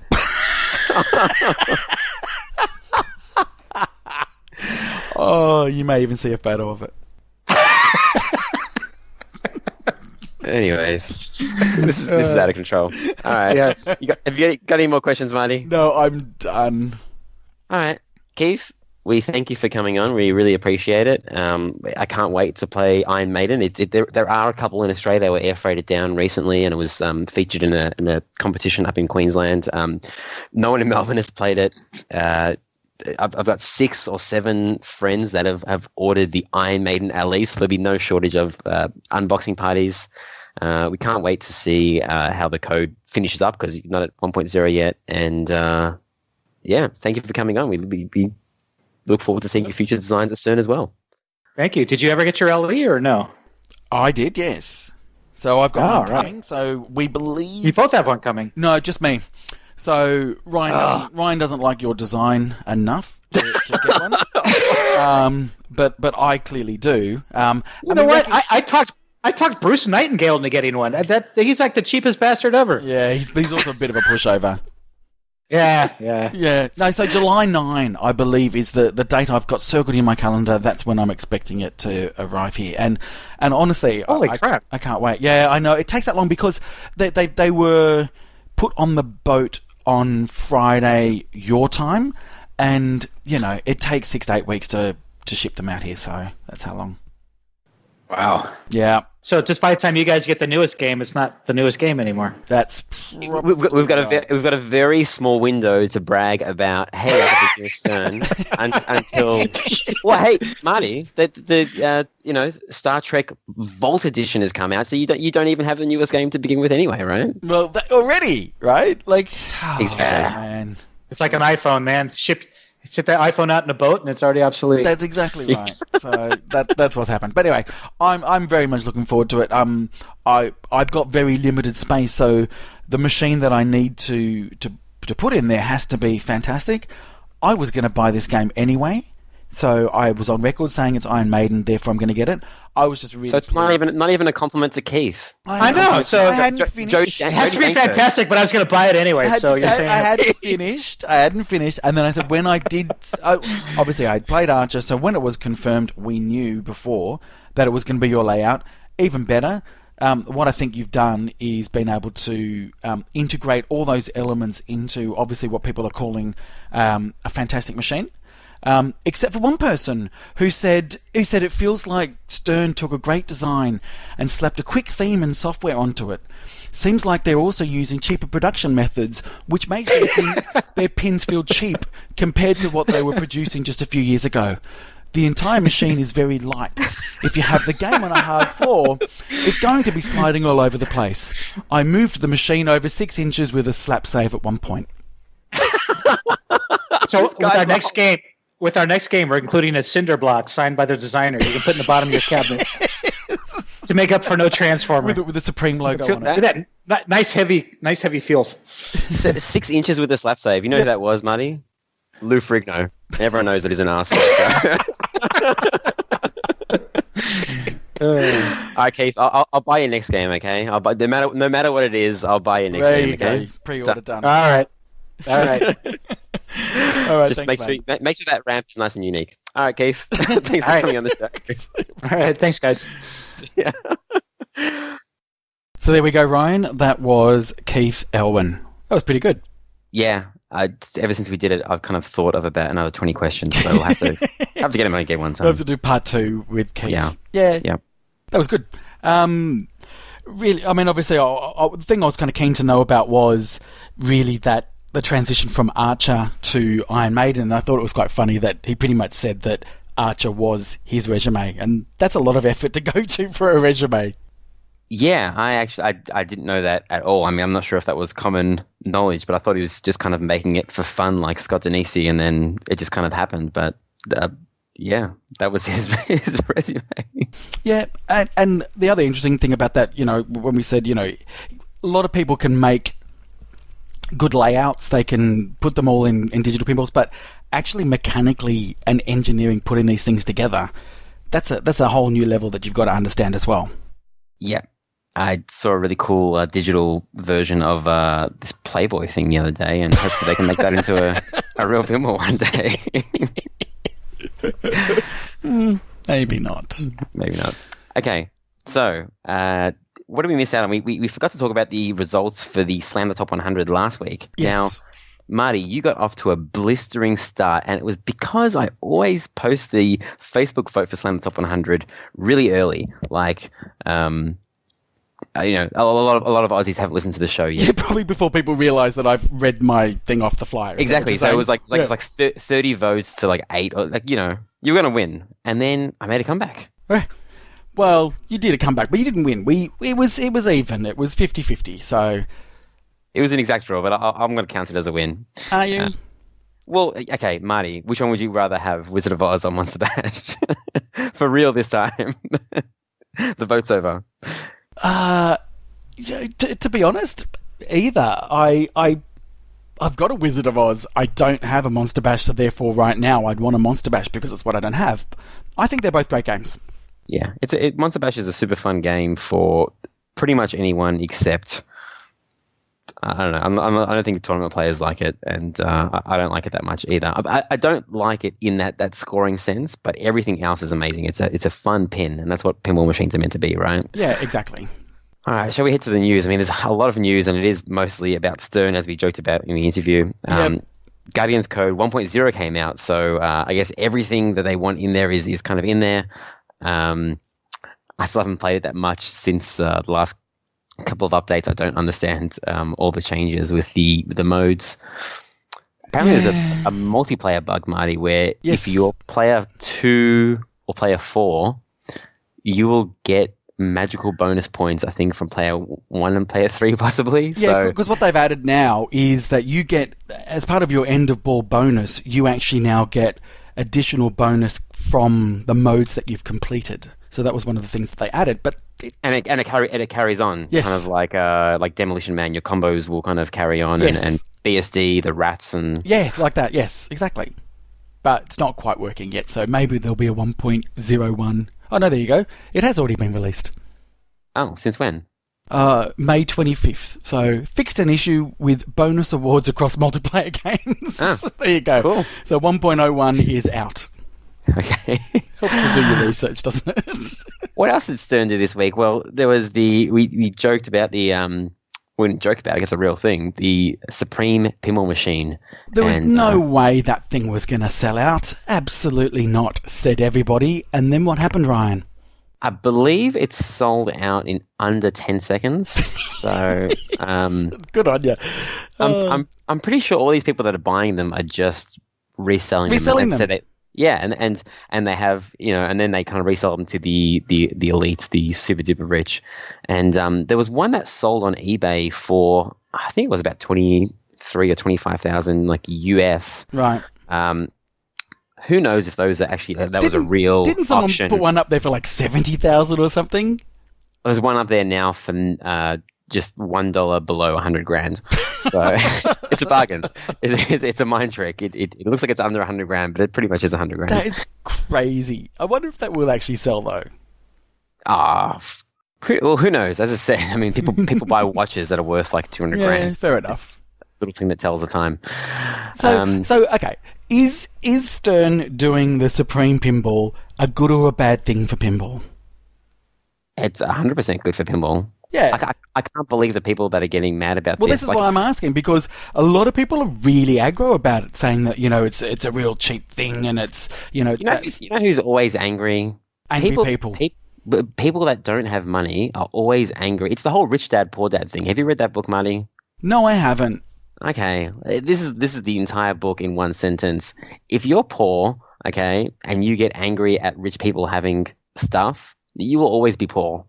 Okay, if you're poor and you look at the world with opulence, and there's a lot of stuff out there, and you don't look at rich people as in they're evil and they must be doing something wrong to get their money, and then you got a chance of becoming like them. And I'm not saying being rich is the key to happiness or anything like that, but No. if you're if you're getting angry all the time, then you will always be angry at these things, and as I said, you always won't have it. Yeah, So fair enough. when I see someone with a Supreme pinball machine, they paid $100,000 for it, I give you 2 thumbs up. Good for you. If that's what you want to do with your money, then that's what you want to do with your money. You earned it, so Yep, fair enough. What else happened? So, Star Trek Vault. Yes. Ted King, did you see the new art? So, what's really interesting about this is that we didn't know. I didn't know. Did you know they were doing Star Trek Vault Edition? Well, no. I don't. I mean, no one knew about the AC/DC Vault as well. I mean, I don't think this. Well, that's the only thing that never comes out of Stern, the Vault Edition. Yeah, I know. It's probably just a conversation with Gary and George Gomez. They're just like, hey, bit of a gap in production here. Let's pull something out of our closet. It just came completely out of the blue. And I had a lot of people message me saying, surely you knew about this. And I said, no, I didn't. No. The first I saw was when Stern announced it on their Facebook page. But this is the thing, right? I mean, we've got, Iron Man Vault, different artwork, a bunch of small changes here and there. We've got Spider-Man Vault Edition, a re-theme, totally different art, different cabinet, etc. New dots, new sounds. What other vaults do we have? We've got AC/DC Vault, which is probably the one that's closest to the original, but with some fixes. Yeah, it comes some fixes with the removable lower player field. Yep. How many other vaults? Is that all there is for vaults? I think that really is it. But have all of those machines had new code as part of the re-release? I don't know. AC/DC has. Yeah, AC/DC got new codes. Spider-Man did. Spider-Man had to have new code. Yeah, because of new animations. Yeah, new animations. Iron Man, I don't know. I wasn't even into pinball then, so I don't know. Okay. So it'd be interesting. I mean, obviously, we've spoken before about Star Trek, and I think we both have agreed that it probably does need some new code. Yeah, it'd be nice, but this is the weirdest one, and what I was trying to get at before is it seems like there's no changes to this at all, and it's more of a re-release than a vault, as defined by their previous versions. I mean, a vault just means they're just going to make it again, but I mean, they just stopped making these like a year and a bit ago. So I guess instead of announcing on their Facebook page saying, "Hey, we're doing another run of Star Trek, is anyone interested?" This, I guess, makes it more of a talking point when they say Star Trek Vault Edition, even though it is just a rerun. It seems. It pretty much is a rerun. And there really only would be, besides code, there'd only be one thing that is consistently not quite right with just about all Star Treks that I've played. No, I know it is. What is it? It's that stupid pop bumper thing that happened in my... Yep. So. Where the ball gets... And it's not just yours and it's not just mine. Every Star Trek that I've played gets the ball stuck at the pop bumper. So that, I don't know, might be just a little minor fix, a millimetre out and away you go. So someone sent me a picture after my tournament because he has a Star Trek and he just... those... this is really going to be really hard to explain, but basically they're like those see-through circular discs that you can put like at the bottom of chairs and stuff like that. Basically, he just chopped that in half so it's a semicircle and put it there so it doesn't really look like it's there. It's kind of invisible. Right. And that stops it from happening. So I've got to go Bunnings, probably buy a pack of like 100 of them. They probably come in a pack of 100. Chop it in half, chop one in half. I'll give one to you. I'll have the other half, for sure. Yep. And then I'll just throw the other 99 in the bin. Yeah. So that's what they've just come out and said. Basically, there's no changes. Unchanged, I think, was the word they used. It's just being released. There's more of them, and again, people were polarized by it. I guess some people were saying it's ridiculous. I saw people were saying this is ridiculous. Stern don't know what they're doing. I think Stern know what they're doing, guys. I think if there's Really? yeah, but honestly, someone was like, "This is ridiculous. Stern has lost the plot." I think Stern knows their market. Fucking Andrew Highway lost the plot. Stern didn't lose the plot. Yeah. I mean, Iron Maiden has kind of like almost ruined the second-hand market in It's ruined Australia. everything. At the moment, like machines aren't selling as much as they used to. This happened with Ghostbusters. It takes a while to recover. I mean, a Star Trek Premium just sold for, I think, I had to go down to $8,000. The guy had it for sale for a while. Right. So, in Australia, that's about $2,500 less than buy price. So I'm not sure how well it will sell in Australia, but whatever. So this is just a marketing thing, right? Like, hey, we're doing it again. Yep, why not? If you buy it. So, in other Stern news, the guy who was kind of, I'm not sure if he's in charge or what his position was. He's vice president. Okay, of CGC, Yes. Chicago Gaming Company, the guys who do all the remakes. He has tendered his resignation and announced that I think as soon as next week he's going to be working for Stern. Yes. And what's his position, Marty? Oh, I think it was like manager of exports or something like that. Yeah. So Gary Stern does a lot of that, apparently. I mean, last week when we were talking to Michael at AMD, the Australian Stern distributor, he always was joking about how Bruce and Gary kind of argue over the quantity and the price of the machines coming down to Australia. I guess that might be now Doug's score that he's having the argument with, and I think he's also going to be traveling a lot and doing a lot of kind of international shows and. Yeah, I guess takes a bit of pressure off Gary. He can do more news interviews and talk about how the ball is wild. But I think this is a good thing. It's obviously showing that they want to focus on, probably international markets. But what does this mean for Chicago Gaming Company? Well, they've got someone new in, Ashley something, and I guess she'll be doing the same thing. I don't know. We've never interviewed Doug. I actually reached out for an interview with him about a month or so ago, and maybe he already knew he was going to leave, or maybe he just doesn't give a shit about podcasts. But it never got back to me. So I don't know. I don't know what his day-to-day job was at CGC, but as I said, they're making remakes. So what can they do wrong? Well, in the same breath of this update that we got, they also did note, without mentioning what it was, that they're expecting whatever that next game is, it's Monster Bash, to be hopefully be shipping in July. Yeah. So maybe next podcast we'll be talking about it. I don't know. I don't know. Let's just have the conversation now. Hey, Marty, did you see the new Monster Bash? Yeah, I did. The flippers feel a bit weird.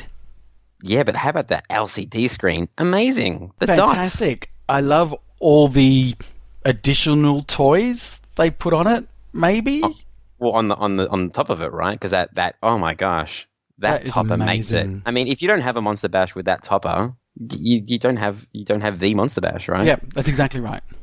And I love the green armor.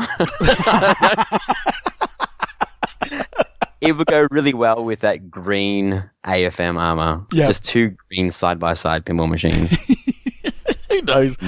Like Monster Green. That's what they're calling it. Oh, they will. Yep. Yeah. So there we go. That's it. That's our future review. Let's see how right we were. Yeah.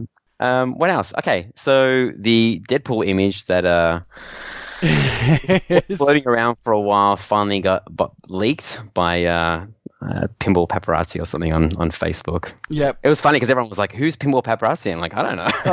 I don't know either. But we'd seen that image for a while, and everyone was like, "Oh, is that the John Trudeau design, or is that the George Gomez design?"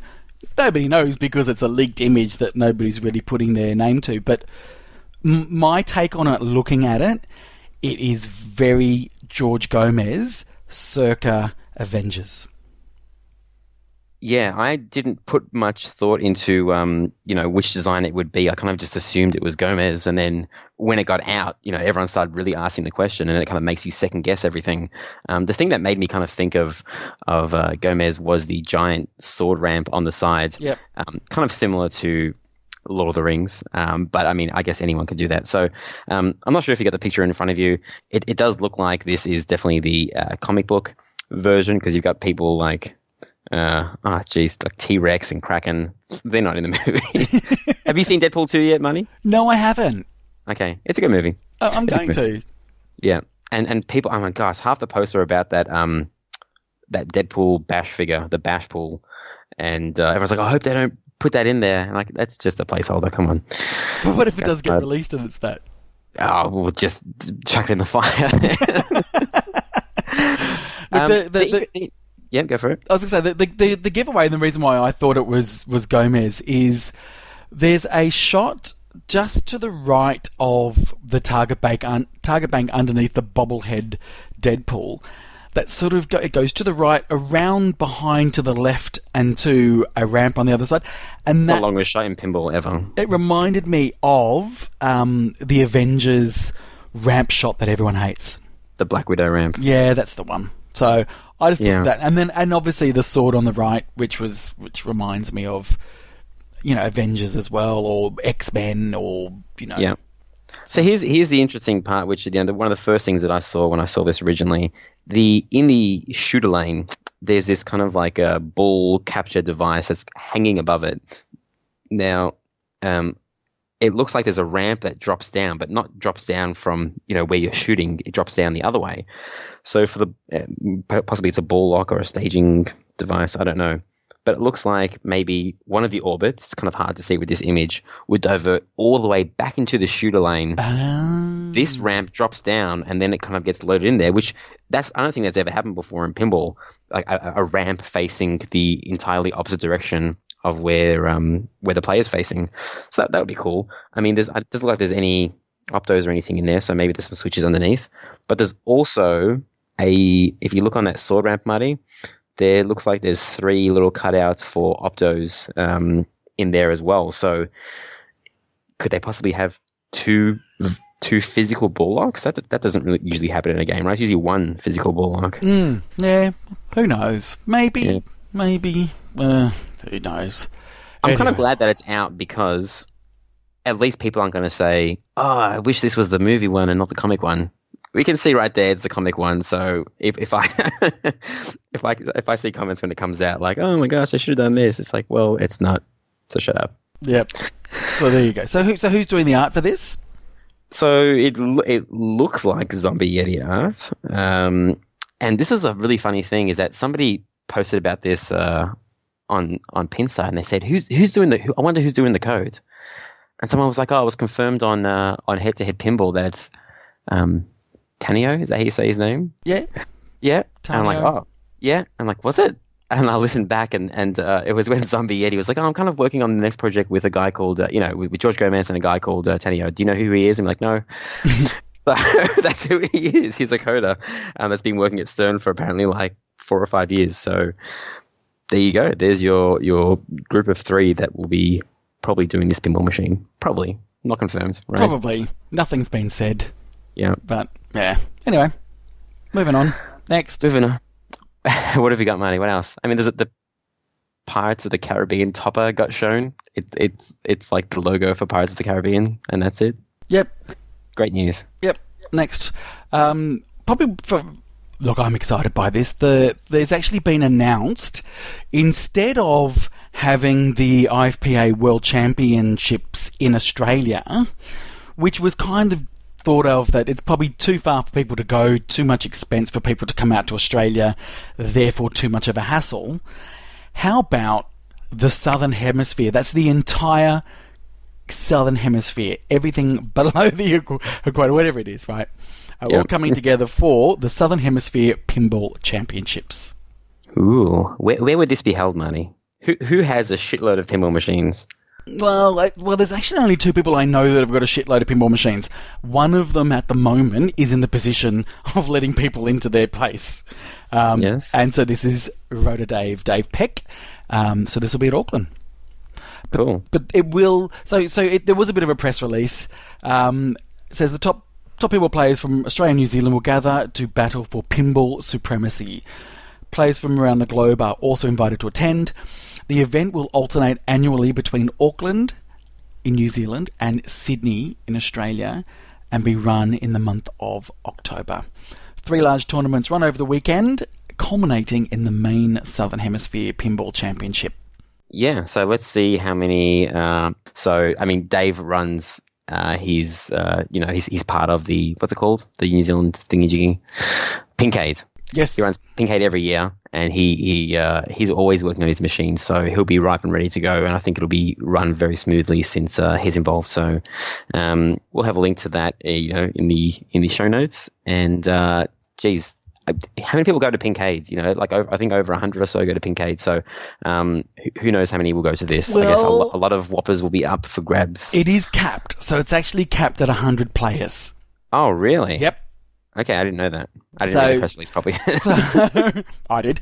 So 31 have been confirmed so far, and this has only been announced 3 days ago. So it will continue to fill up. So if you do want to travel over to New Zealand and go to one of the biggest tournaments that we've seen in this location, sign up now. We'll link it in the show notes.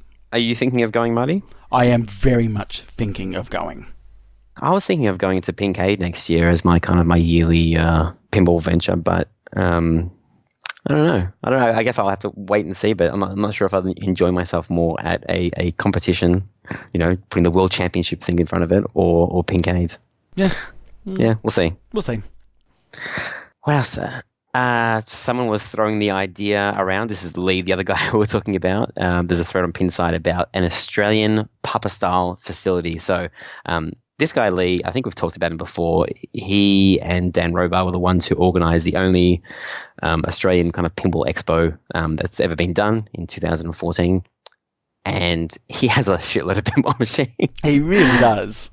And he's an ambassador for pinball. He's kind of taken the back seat in the last couple of years, but he's tossing up the idea of if he should build a bigger shed possibly at the back, or I can't remember, of his house on this massive kind of property, pretty far out from the city, and he wants to kind of have possibly will you describe it, Marty?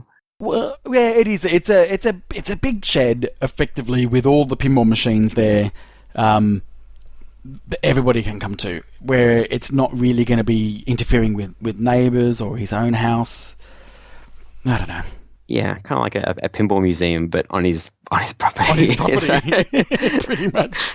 So we'll see what happens with that. But here's the guy who's running. There's a pinball meet later this year called The Barn.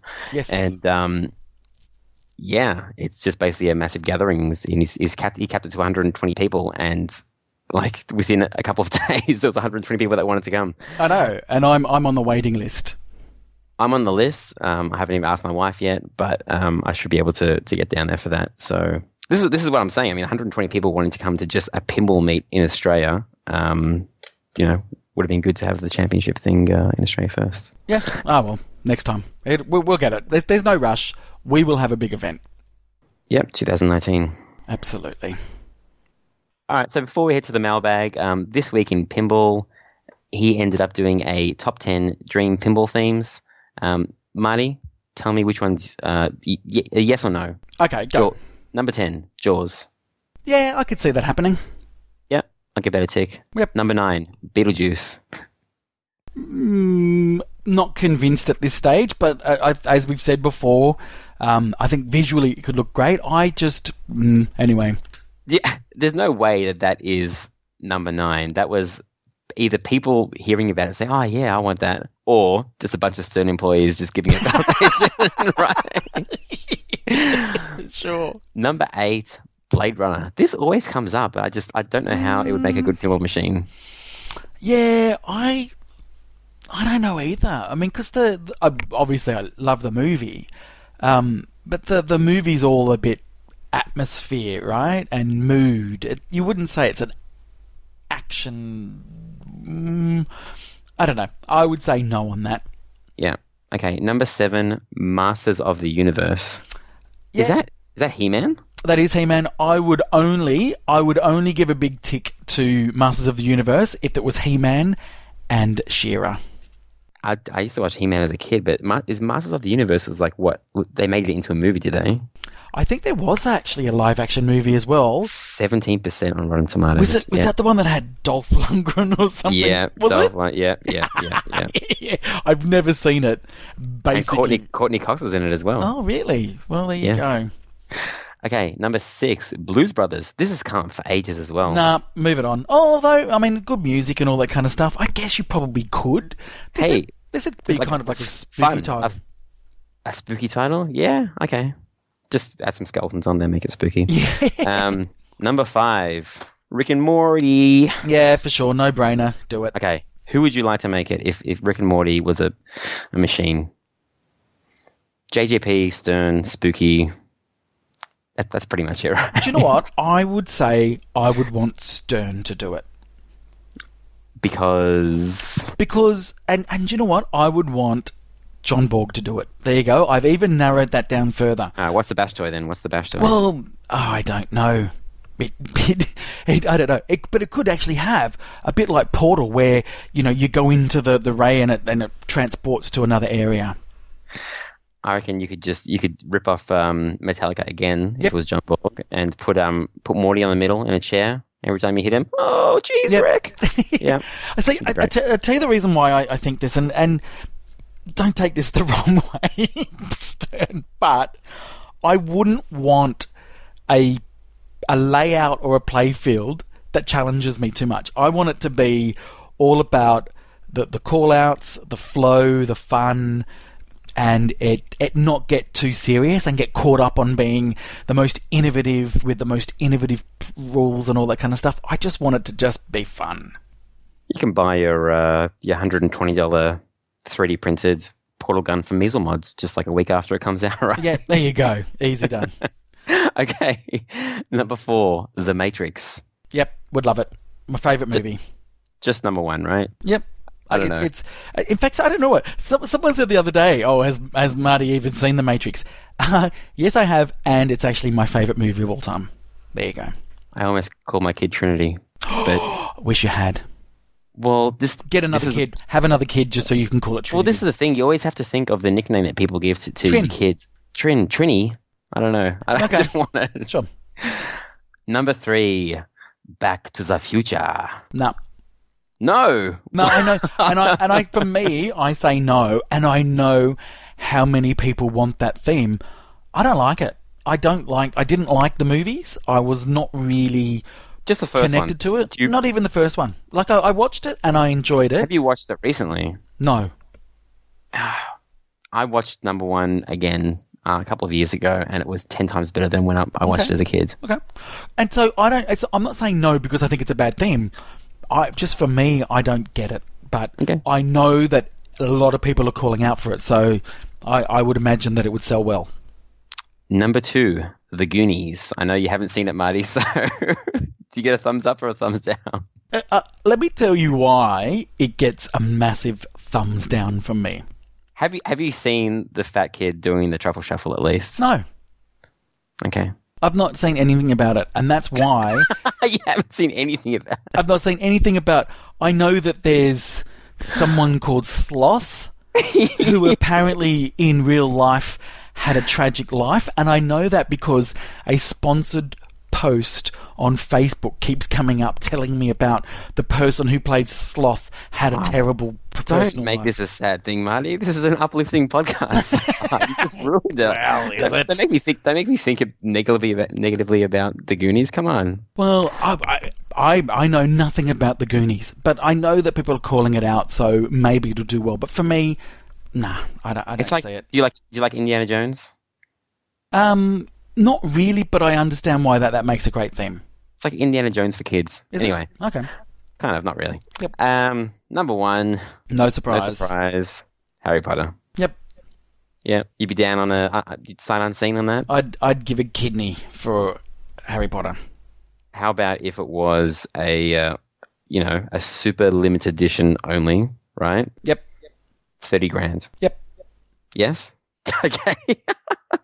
If I had 30 grand, maybe I would. I thought you'd trip over your money. I trip over it. $400 falls out. Yeah. Not when I've just paid for my trip to America and an Iron Man. So, Okay. But, it never would be at 30,000, but with the amount of demand they've got for a Harry Potter pinball machine, if you did a Super LE and charged that, people would buy it. Nerds. Really? I'm one of the only people in the world that doesn't like Harry Potter. Like you don't see the whole thing about Back to the Future. I don't see the whole thing about Harry Potter. Harry Potter came out at the same time that Lord of the Rings came out. Yes, and there was a Simpsons. There was a South Park episode about it. Yeah.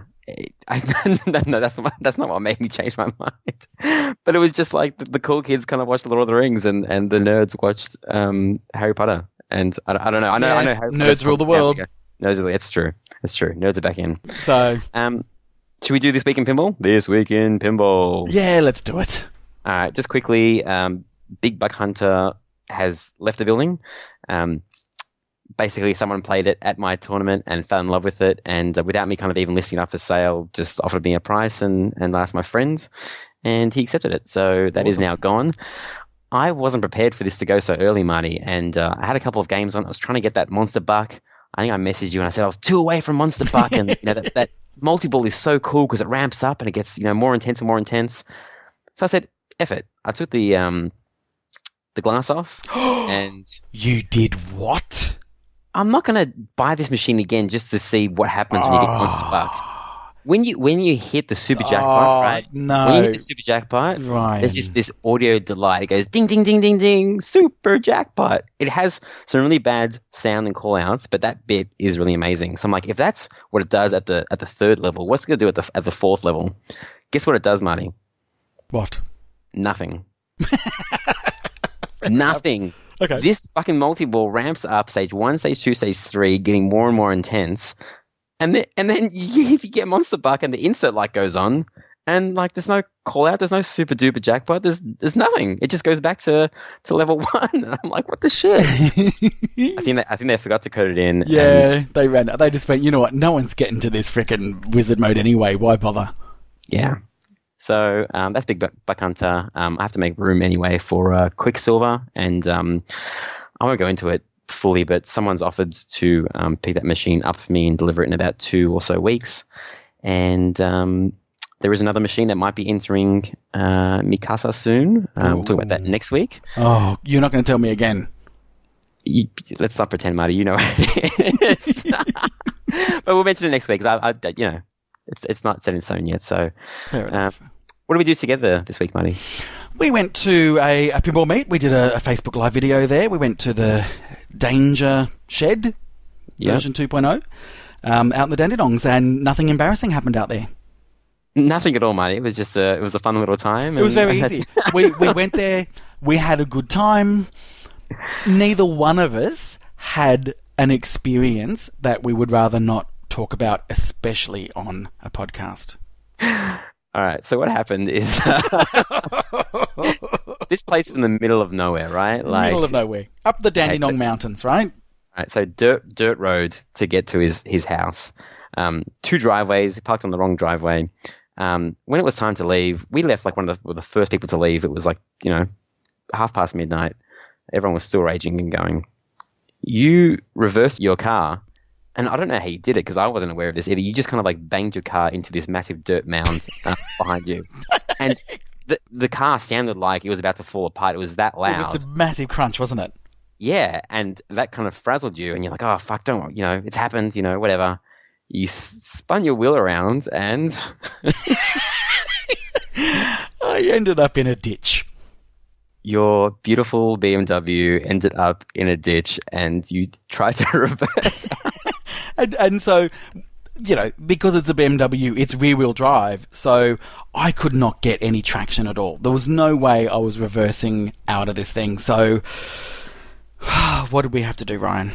I jumped out of the car and looked. I said, yep, we got to get some people to pretty much to go and get back. Everybody in the party to come out. So these guys are all like pretty much drunk. Half people were like sleeping there or staying at a motel next to him. And I don't know how many people, like 6 or 7 people. They were all there. and they're all kind of like laughing at your misfortune. Yep. And, Yep. I was trying to make the most of it. I was joking along with them, going, ha ha ha, yeah, I'm really in on the joke. I was embarrassed as all hell. But I probably wasn't the most embarrassed at that night. What do you think, Ryan? I was feeling really bad for you because I didn't know how much damage you'd kind of done to your car, and I felt somehow responsible since you gave me a lift to the place. And so I was really pushing very hard, really hard. Okay, with all your might, you were just. And there was, and even with everyone pushing, it wasn't going anywhere. And we realized that the back was not making any connections. So Fabs had to go at the back and bounce the car. And anyway, we managed to get it out. And I felt a little bit of a breeze, little bit of breeze, downstairs. And I looked down, and my pants just somehow exploded. Your pants. Your pants have exploded. At the front. Right at the crotch. I'm wearing black underwear, and everyone thinks they're seeing my dick, but it's not my dick. It's just my black underwear. But it's at the front. So like my junk's just hanging out, and everyone thought it was hilarious. Yep. And because you actually just said, "Oh my god, I've just split my pants," and I'm thinking, "Oh, you must have split the arse out of your pants." No, you split the crotch out of your pants. Yeah. So picture in the show notes. You'll get to see everyone was taking photos. I didn't even bother trying to hide it. Like, oh my gosh! No, I was just like, it's gonna happen. I was there reversing my car, and I'm like, as soon as it stopped, I had the camera out taking a photo of your junk. So, Marty, how many thousands of dollars worth of damage did you do to your car? None.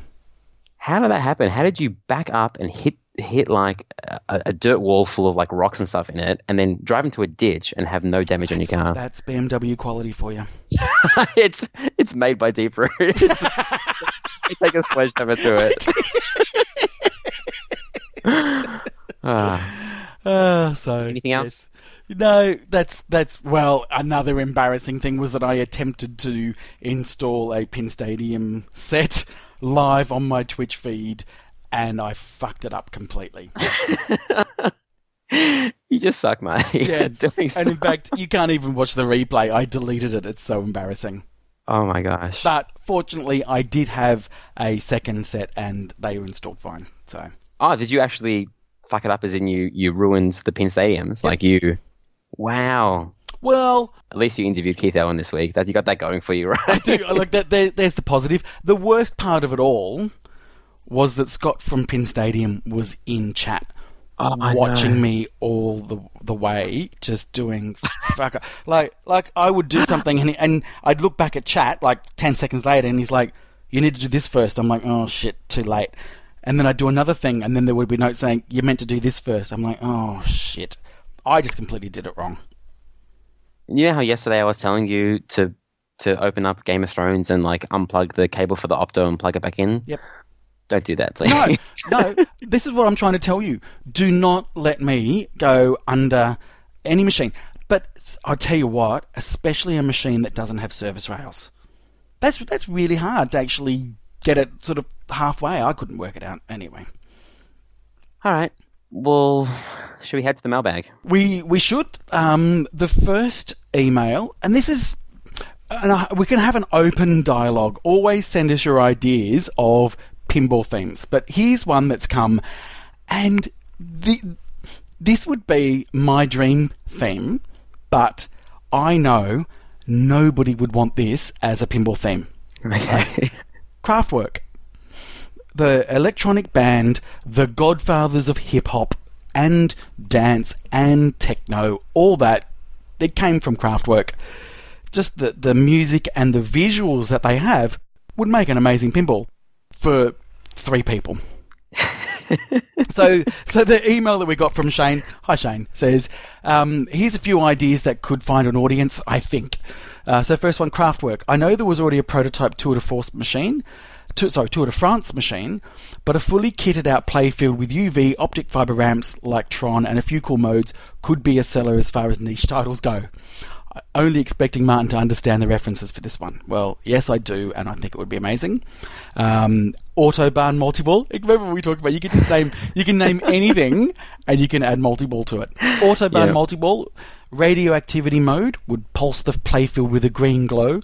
pocket calculator could generate random music tones based on which switches you hit, and a boing boom chuck. That's actually the correct pronunciation of that. What are you talking about? This is almost Switch worse frenzy. than Beat and Blade, Marty. It is. Anyway. And the last one was flight of beardandblade.com.au. Did you say that? Yes. Flight of the Concorde. Yes. That would be hilarious. I fucking love those guys. Yes. I wish they did more. That's why they're so good. Just like Faulty Towers, right? 2 seasons of absolute gold, and that's it. And it just leaves you like, That's right. hey, excuse me, I want more. No, Yep. that's all you get forever. No. And someone will try and redo something similar and fail. Yep. So Flight of the Conchords, absolutely nothing like it. Yep. Yeah. So we got an email from H. Dobson, and he was kind of talking about, because I was complaining that a whole bunch of people kind of didn't rock up to my tournament last minute. And I did actually kind of do what he's suggesting. He suggested that, no shows kind of don't get their money back. But I gave people their money back because I don't want to be evil. I just want a commitment from people. And he kind of tossed up an idea about if you don't rock up, as well as your money not being given back, you also get put at the back of the list for next year. I'm not sure about that because I mean, a lot of people get their emergencies happen. Family emergencies. You can't, I guess, penalize people for having a life outside of pinball. And he said, on a non-pinball related note, which I know Marty won't care about, I heard Ryan say that he was off to watch the Collingwood and Essendon game on the Slam Tilt Cluster VUK episode. I was curious which side he supports. I got an AFL streaming package this year, and I have a couple of teams I follow, including Collingwood, since they have an American. Yep. Mr. Cox, and the team I enjoy when they lose is the Sydney Swans.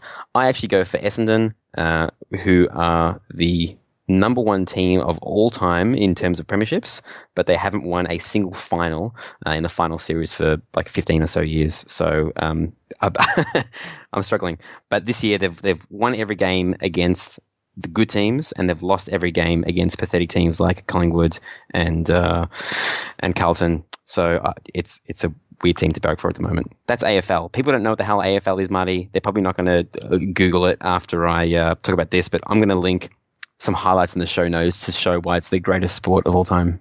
Beatandblade.com.au, Marty. That's what you're going to say. Whenever someone's talking about something that isn't interesting, just drop the URL. There it is. Email from Nima saying that he was insulted that it's not just any hydrofoil, Marty. It has a name. It's the curl. Not one curl, but 2. The curl. Get it right. Well, do you know what curl is? No. It's a beach. It's a beach? Yes. Up in Sydney. It's a beach in Sydney called the Curl. Well, it's actually a suburb and a beach called Curl. I just hate things with 2 names. Really? Yeah. Can you imagine me called Martin or Martin Martinson? No. John Johnson? Yeah. Okay. Ryan Ryanson? Yeah. That stuff just doesn't really bother me. Okay. Oh, it doesn't annoy me that much. I'm not losing sleep over it. It's not like it's not the uproar about the Spider, Stern Vault edition. I'm not that crazy about it. That's pretty much it, I think. That's pretty much it. Hope you enjoy the interview with Keith. I've had to edit it a lot, and it was the most fun I had editing, just listening back to it again and again. So thank you to Keith for coming on the show, and thanks to everybody for listening. Should we tease the next week as well? Should we do another? Should that just be our thing now? Just teasing who's coming next week? Yeah. No. you saw all the Facebook ones. You've taken it too far, right? It's all a bit much. Okay. The hints that I gave on Facebook, I should have done them in reverse order. One of them was rare earth magnets. Okay. This is that story that Keith did about the whole Rusak thing. The other was GOAT, which GOAT in sporting terms usually means the greatest of all time, right? And the other one was Neo, the One, which is the term that Bruce and Ron coined for Keith, which seems to have kind of stuck. So next week we have someone that is not a big household name. He's never been interviewed on a podcast before, but he's very important and has worked on a lot of pinball machines. So I'm really looking forward to this interview. Yeah, so am I. All right. You can check out all of our stuff on head2headpinball.com. Follow us on Instagram, Twitter, fucking subscribe on iTunes and shit. I don't like how I do this after 45 episodes. Maybe we'll have to get our friend to do the outro again. Yeah. So email us at head2headpinball@gmail.com and we will read out your thoughts at the end of every episode. Awesome. Thanks, everybody. We'll speak to you next week. Ciao. Bye. Hello to all of our listeners in Aruba. Yes.